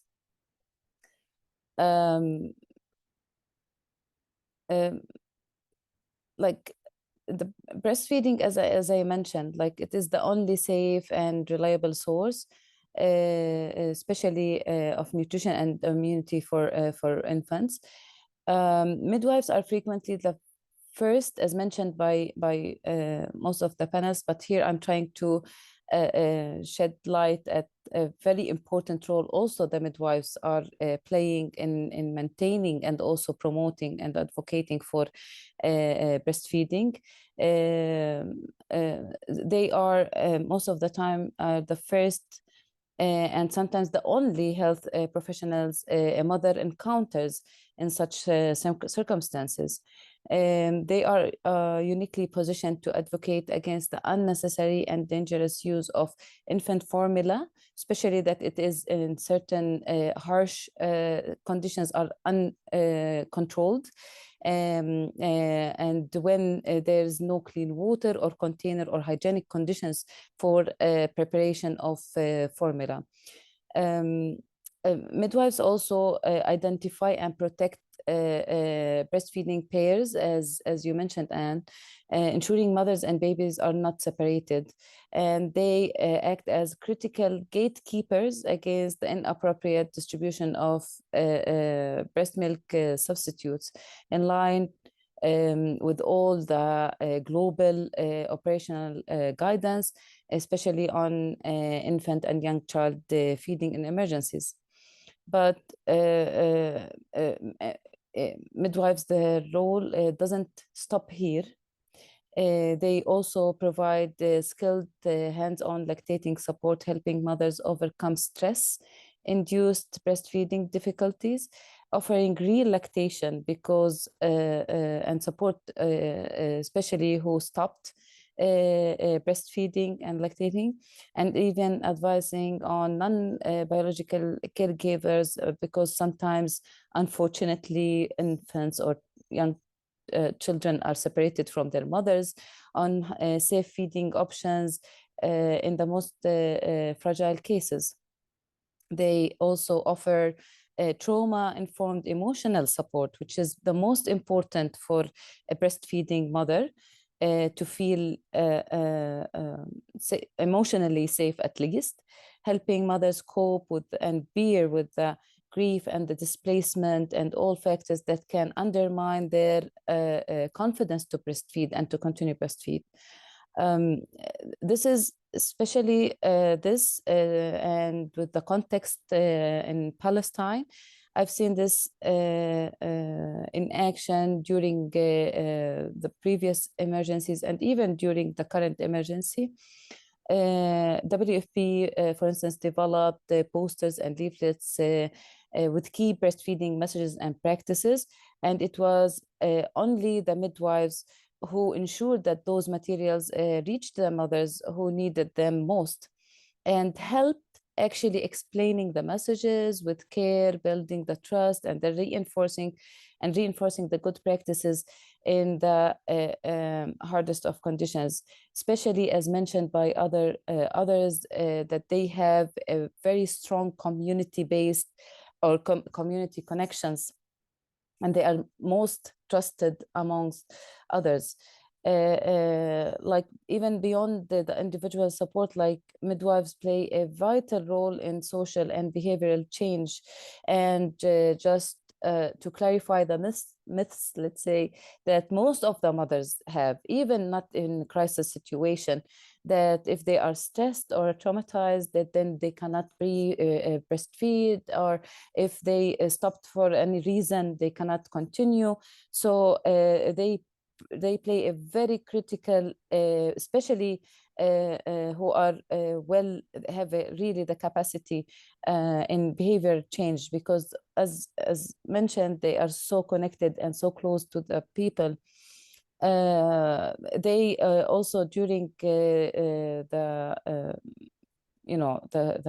current and previous crisis, midwives trained and mobilized community health workers also to reinforce key breastfeeding messages, and actively participated in creating mother-baby spaces where they feel comfortable, offering mothers safe and dignified environments to continue feeding their infants in the most, let's say, critical and dangerous situations and spaces, but they were able actually to identify even a very small space just to give them their own space to feel comfortable to continue and or to start even breastfeeding. Midwives, their role wasn't only linked on sharing practices and messages, but also they played a crucial role in rapid assessment and even monitoring, like to provide the exact needed data to tailor different nutrition responses, but also to improve the outcomes of the nutrition interventions inside or during the crisis. Especially, I talked a lot about breastfeeding because of the question, but also it's not only limited to breastfeeding, but as well in different infant and young child feeding practices. They were able to provide the exact advice and comfort, let's say, the mother that she's doing well. Thank you, Nihal. I completely and utterly agree with you. And I would like to personally see so much more kangaroo mother care being practiced and also showcased, even in the most harsh conditions. It is the best one can do. So I completely agree with you that midwives play the most important role there. Thank you so much, Nihal, for that. Now, thank you everyone for your insightful additions to this conversation. And we will conclude actually with a call of action from each and every one of you on just one single step or one single commitment or one single key step that you believe can push the role of and the care of the midwife in crisis further into the future. If I start with you, Faye, please share your call to action on this topic, please. Thanks, Anna. My call to action is to midwives ourselves, to raise our voices to advocate for women affected by crises. I see midwives working very quietly, busily saving lives, but we need to raise the profile of our work by continually talking about the vital need for what we do in times of crisis. Thank you so much, Faye. It's been heard, and I think we are 361 participants on this call, so I hope they all heard you loud and clear. Thank you very much. Over to you, Maja. What would be your call to action? Thank you, Anan. If you allow me, I just want to use this opportunity to send a huge thank to every and each midwife on the planet for the wonderful work they have been doing and they are still doing. We, from each one of us, from our level, expertise, field, and country, we are all pushing for the same cause. And thank you again. In reality, in every crisis, we start from floods to conflicts. Midwives are lifelines. In this very special day, I really urge us to recognize how midwives are vital but sustainable solutions. Investing in their training, technical training, their safety and their leadership, we're not only supporting them, but basically we are saving lives, which is the ultimate objective. I cannot miss the opportunity without saying that prepared midwives do save lives. So please, let's make sure that all midwives are ready. And thank you again for the opportunity. Over. Thank you, Maja. That's so good. Thank you so much. And over to you, Pascal. What would be your call to action after this great discussion? A big call to action, given the current status of financing in the global health architecture, is investment in midwives as core to health systems. We can't do what essentially we can't really operationalize a lot of what we've talked about without actually putting the money where the mouth is. So it's investing in the training, it's investing in the integration within health systems, it's recognizing and paying midwives properly so that they can continue to do the work. We have to put the money behind all of the actions that we're talking about. Thank you. Thank you, Pascal. I truly believe that investing in midwives is the best investment anyone can do. So thank you for that very much. Falsia, over to you. What would be your call to action? My call to action is for the humanitarian community, global, regional, country, subnational level. And the call to action is that if we are committed to protecting mothers, newborns, and adolescent girls in times of crisis, then midwives and associations representing them have to be an integral part of every stage of emergency preparedness and response. I'd like to call on them to recognize and further enable the midwives' vital role as part of health workforce and their central role in preventing suffering and saving lives of mothers and newborns. Excellent, Falsia. Thank you so much from you and from your organization, UNICEF. That's very powerful. And then Tomoko, over to you. What would be your call to action? So I actually have two. One is for all of us to live up to the promise we made on the Sustainable Development Goals to leave no one behind. You are doing a poll around how much midwives can cover on SRM and AH, and it's 90%. So it means that it's not just pregnant women or postpartum women, it goes much wider than that. And midwives who are well trusted, well accepted, rooted in the communities can be the forefront to reach the last mile and go further. So absolutely, let us leave no one behind. And the second call, I want to build on what Pascal mentioned, because we are seeing our traditional donor countries reducing their funding. And it is a bit scary to see how big the funding cuts are and the massive, how it will influence the health infrastructures as we know now. It's going to drastically change. So my second call would be for us, non-government, maybe private sector, national governments, local governments. It is about the different stakeholders, the non-traditional donors, as if I may say, to come together and step up in this time. It is on us to make the changes happen now, and we need to step up. So that would be my second call for action. Thank you, Tomoko. Well taken, definitely. And then over to you, Nihal. Thank you. First, I just want to thank all of you and also all the participants who attended this webinar. It's like really a great opportunity. And I want to take this opportunity as well to highlight how important for all of us to recognize, resource, and empower all the midwives to lead and to be in charge in humanitarian, especially as well in nutrition response. Sorry, I'm biased. Being a nutritionist or a nutrition officer, I'm so biased through the nutrition, but this doesn't underestimate of all the great job a midwife does.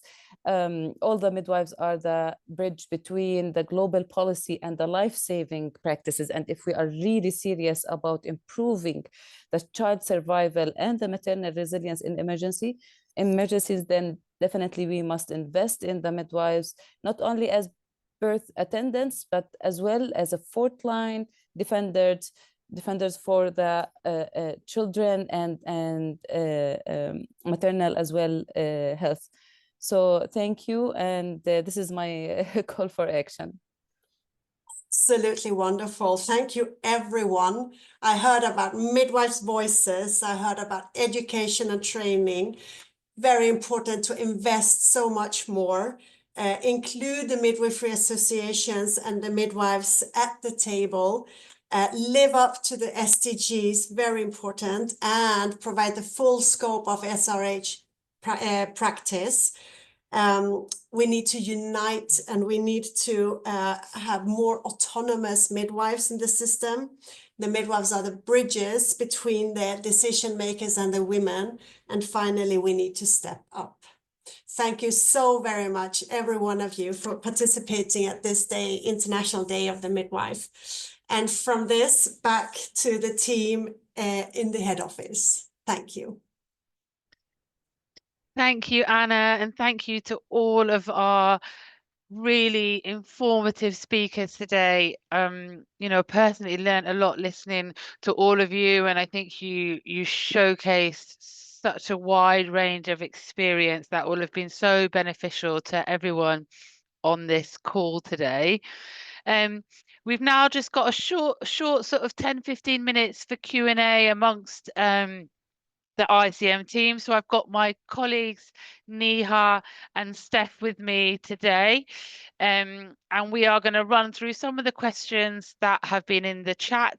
Obviously, we haven't got a huge amount of time, and there's so many of you on the call, but there's a lot of commonality amongst some of the questions. So we'll try to draw out some of the themes. Do continue to keep posting in the chat if you can.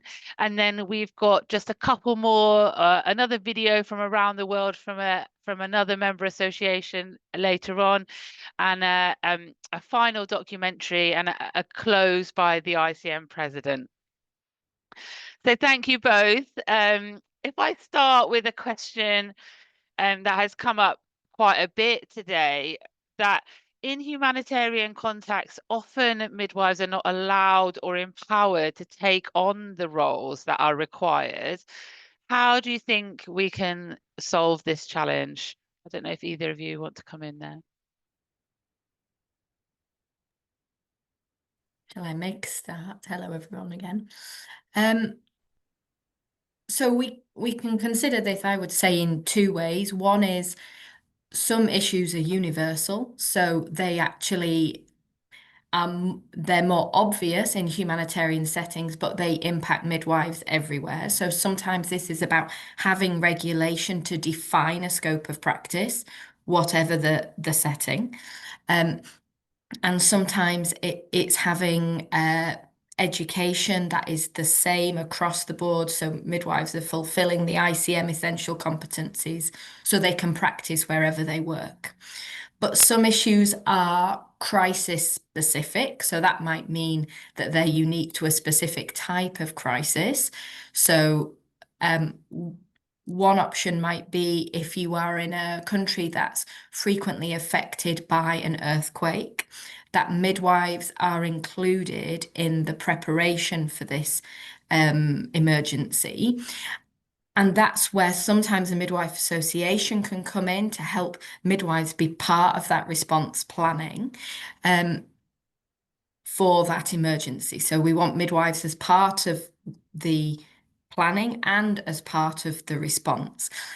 This becomes a bit more complicated in conflict settings because situations become much more protracted and challenges that you didn't expect, such as disruption to education or regulation, become more difficult to resolve. I don't know if you want to add anything, Neha.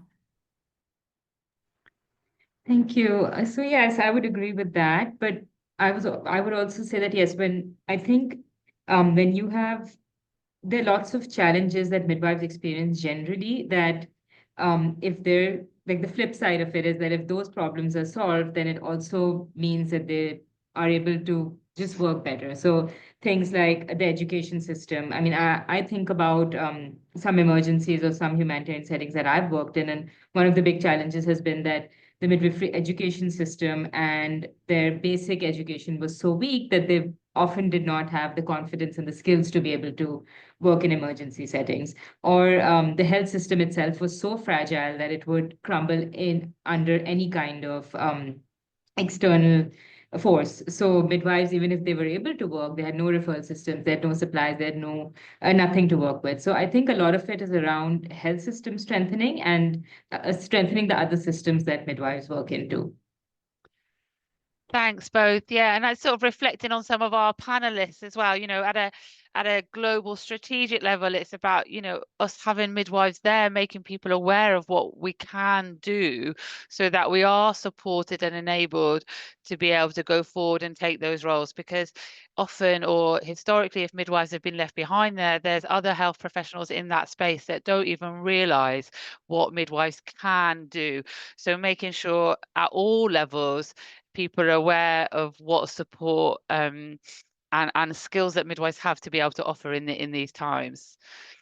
So another question that's come up sort of a few times today is, how do we support midwives that are operating in these settings? So, either in fragile settings, climate affected, or under war or crisis. For people living in these areas, it's a hugely traumatic experience, and for midwives often trying to work in these settings, it can really have a big impact on their mental health and their ability to be able to carry on. What advice or suggestions might you have for how can we support midwives that are working in settings like this? Neha, do you want to start? Yes, sure. Thanks, Kate. So there's two things, right? So as you mentioned, there's midwives needing to provide support for women and communities and families who are in conflict zones, but then also for themselves. And we have been doing a little bit of work with midwives in developing resources. And in some of the countries, we've been doing outreach for humanitarian support. We've been working with midwives on how they really need to focus on self-care because they aren't able to do. A lot of times they've been in such traumatic situations that they're not able to provide care because of how much they've been affected by the crisis that they're in. And when midwives are in a crisis setting, they do, like every crisis setting that I've seen, I feel like if midwives are part of the community, they also are affected. So we encourage things like, having support groups, having your peers there who can support you, but also taking that time to recognize the situation you're in and what it is that you're dealing with. I think that's a really big one. But also someone else had asked this in the chat as well about what midwives can do. And some midwives are able to, in terms of community support, some midwives do have that training to provide trauma-informed care, but not everyone will be able to. But everyone is able to provide respectful care, and everyone is able to give women and families the agency that they need to be in a setting that they feel safe in. So these kind of things, I think, is in everyone's resource pack. So that's just something a little bit to think about. Over to you, Steph, if you want to add anything. Thank you, Neha. Yeah, I mean, I was just going to add the importance of the role of midwifery associations, MAs, in this, that exactly as Neha was describing about some of the resources that we're starting to develop at ICM to support. Some of what we will do is have MAs, so these are member associations in country able to deliver them. And also MAs being able to adapt to a context. Maybe that's protracted crises, awareness of what's going on in education, regulation, practice, deployment, how the humanitarian or fragile setting is affecting that. And so I guess it's a bit of a plug for, if you're not already a member of your members association, please join, because if there is not already a setting affecting you, maybe one day there will be, and they will be your voice. Thank you. Thanks both. I mean, we touched a little bit on this in the panel discussion, but we heard about the horrendously high rates of newborn and infant mortality in crisis affected regions. And a colleague has asked about what practical steps can midwives take to help mothers continue breastfeeding when access to clean water, food and safe spaces are limited. And I think that's, you know, a really, really good question. So, Steph, do you want to come in? Yeah, I can do. So I guess I might start in the same way that I did before, which is that universal things still apply in fragile settings. So we want to talk about the first hour of a baby's life, that babies are being kept warm, they're not separated from their mothers, that we're initiating breastfeeding early.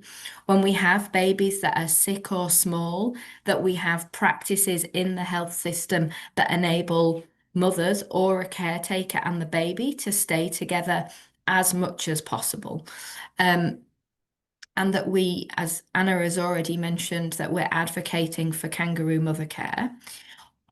It's also important at a strategic level that in a humanitarian setting, that infant formula milk must never be able to be given to a newborn unless it's part of a very specific monitored medical program. And the WHO code for how infant formula uses is very clear in the few settings that might be appropriate. And actually, in my experience in humanitarian and fragile settings, we should be exploring all options, including maybe other female relatives who are producing milk, before we're considering the giving of formula milk. If we have no clean water, no way of getting clean water through boiling, there really are many other options. And in these situations, it's not an infant feeding choice, but it is a choice as to the life of a baby. Neha? Thanks, Steph. I think that was a very comprehensive answer, so not much to add here. But I think just one thing to think about in terms of breastfeeding in emergencies, which I feel like sometimes I've just seen the way that aid workers and health workers, when the way that they will speak to women who have newborns, and I think often it's a bit sanctimonious in that the entire onus of this problem is placed on the woman, even though a lot of times it's things like you mentioned, like, you know, formula milk coming in, or a doctor saying that, look, this is the baby needs formula, the baby needs supplementation, or the woman just not having any food, or just being in a space where she literally, like if she's in a context, in a conservative context where she literally cannot breastfeed, she needs support to be able to find a safe space, a clean space where she can do so. She needs support from her family. So that just putting that onus on women always, I think, is a bit difficult. Thanks, Neha. A really good point about all the other structures that need to be around women to be able to support breastfeeding. Thank you. I think I'll just close with one more question before we go to some more videos. And this is from a student midwife in Indonesia, who said it's been a really interesting day. She's really enjoyed it. And I'd like to ask what midwifery students can do to kind of participate or support midwives being critical in every crisis. And I think I'd start that one with encouraging everyone on the call today to look at the updated essential competencies for midwifery practice.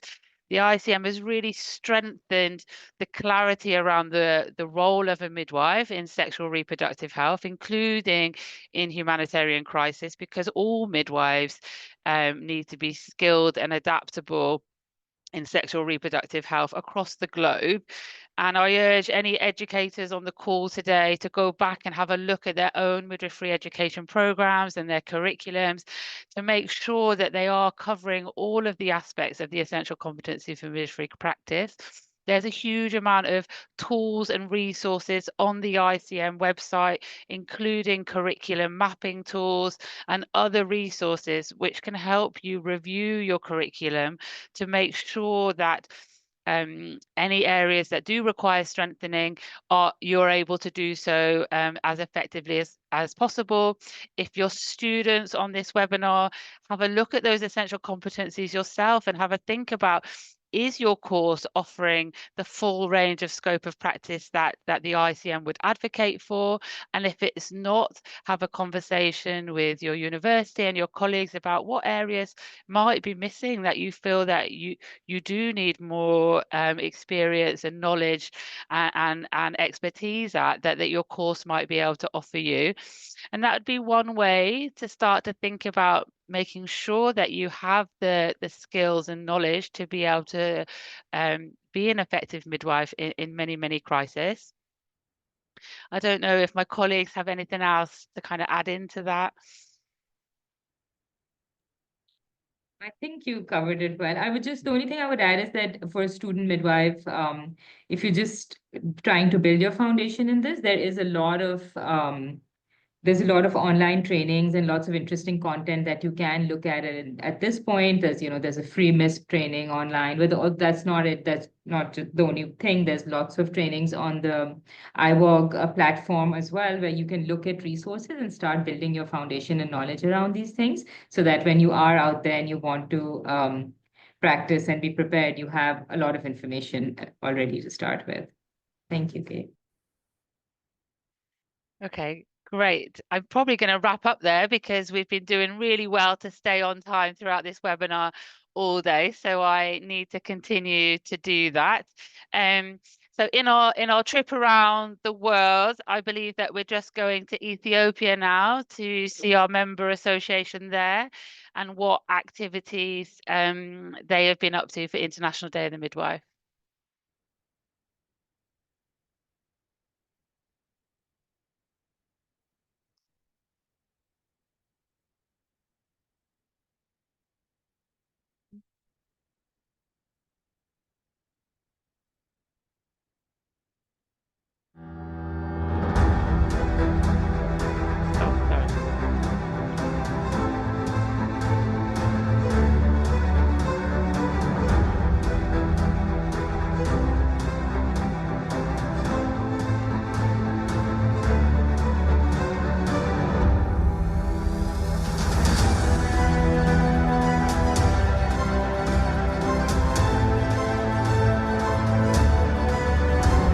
Kwa siku ya leo tupo mkoani Shinyanga na tumekuja mahususi kwa ajili ya kufanya maadhimisho ya siku ya mkunga duniani.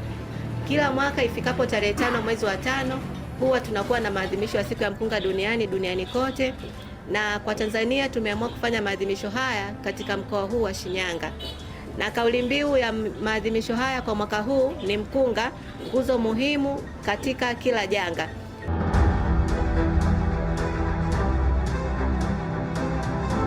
Dear partners and all who are here, on behalf of the Ministry of Health, we hope that today's dialogue will come up with critical resolutions that will require probably.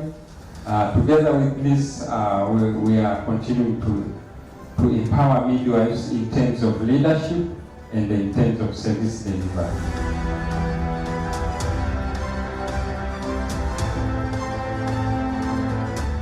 The government of United Republic of Tanzania understands that the 80% decline of maternal mortality ratio from 5.6 deaths per 100,000 live births in 2015, a report which came out in 2015, to 104 deaths per 100,000 live births reported in 2022 is highly attributed to your unwavering you midwives, and a very solid contribution by ensuring the care of pregnant mothers during the antenatal, labor and delivery, and postpartum.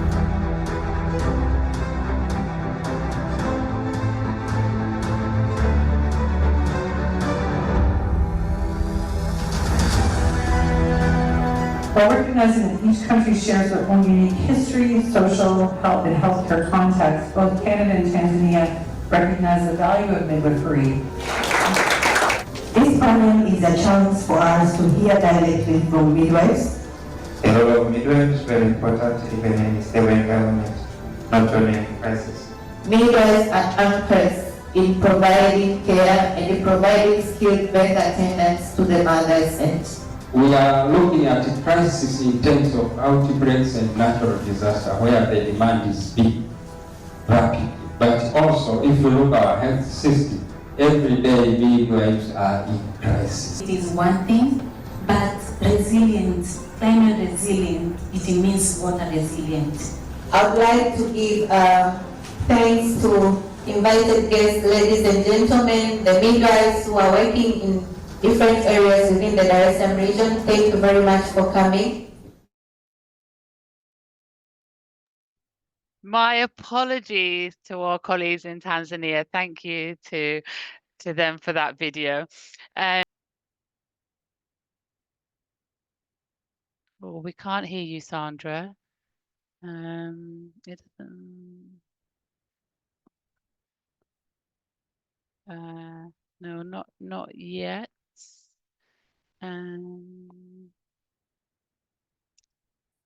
It doesn't look like you're muted here, but I can't hear you. No. Anything from your side, Bruna? No, I think she has to disconnect the microphone because Okay. I think that's what's not working. Okay. Can you hear me? Yes. Ah, there you go. Yeah. Go ahead, Sandra. Thank you. Thank you very much. Okay. Well, thank you very much, everyone. I'm just also. After all this amazing time together, so thank you very much, everyone. And as we wrap up on our International Day of the Midwife celebration, I just want to thank every one of you, midwives, midwives associations, students, advocates, partners, and allies for joining us today in this special occasion. And of course, a special thanks to all the wonderful speakers that we have today with just amazing and of course, amazing reflections that they left with us, talking about midwives, critical in every crisis, of course. And we can see it also through the different videos that we have seen this morning. And of course, over the course of this event, we've seen exactly why our profession is so vital. We've seen so many things. We've seen the challenges. We've talked about what is needed to move forward, of course.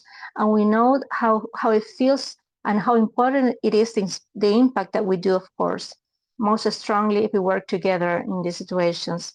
But of course, yet midwives, who are the only health professionals that are dedicated to women's care, are too often overlooked in preparedness and response plans. And that's a sad, situation. And of course, we are working for it and we're advocating for it to make a change. And of course, we have to highlight our work to date everywhere. We have to tell everyone about our work as we did today. And we have to send a clear message to everyone, that midwives must be included and supported if we want to protect the health and rights of those who need it the most. We will have to be there. We have to be the front line. We have to be seen. We have to be heard. Because we've heard, of course, very amazing and wonderful experiences from midwives working under the toughest conditions that we've seen today. Also, women going through really hard situations. And there are stories of calls going into our hearts and into our minds. And these stories show us that, of course, midwives should be at the front and at the center in every dialogue about crisis response, because, of course, we are there to work on the life and saving the lives of women, gender diverse people, and also newborns. Just as the last year IDM about midwives and climate change, we hope that also this year's IDM, we will keep on talking and advocating through the whole year and, about how important midwives are and in every crisis in the front line. And of course, as we move forward, let us carry this momentum, let's carry in our minds and our hearts all these wonderful stories and emotions that we've gone through the whole morning. And of course, we have to just keep going and keep our strength to really champion midwives' right to have a work and to have a safe environment to work, to have a safe environment to work free from violence and harm, and to ensure that, of course, they have access to the essential tools and resources that midwives need to really save lives. We really have to advocate for that. We also have to advocate to have the training adequate, the proper training and support to respond to all the emergencies where we are at the front line. And of course, we also have to advocate for being there to be included at every level of the crisis preparedness and decision making. And also that means at a higher level, of course, as we were always advocating for chief midwives at all the ministers of health around the world. We have to be there. We need midwives, of course, being leaders and having the place to be at, not just, beside, but part of these teams. I really want to thank again every one of you, dear colleagues, dear midwives, for being part of this amazing and wonderful celebration today. Happy International Day of the Midwife, and let us make sure that midwives are recognized as critical in every crisis today and every day. Thank you very much, everyone.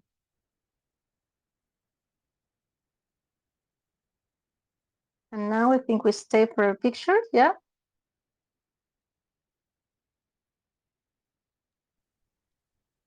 Yeah. Oh. Thanks all. Thanks everyone for joining. Anyone still online that is happy to have their cameras on, we can just say goodbye, but we can take a couple of screenshots to say thanks to everyone around the world. Yeah. Do continue to post your call to actions in the chat. Continue to share all of your activities for IDM. It's such an important day to get our message out there. And we want to see what everyone has been up to. Write into us at the ICM and share what you've been up to as well.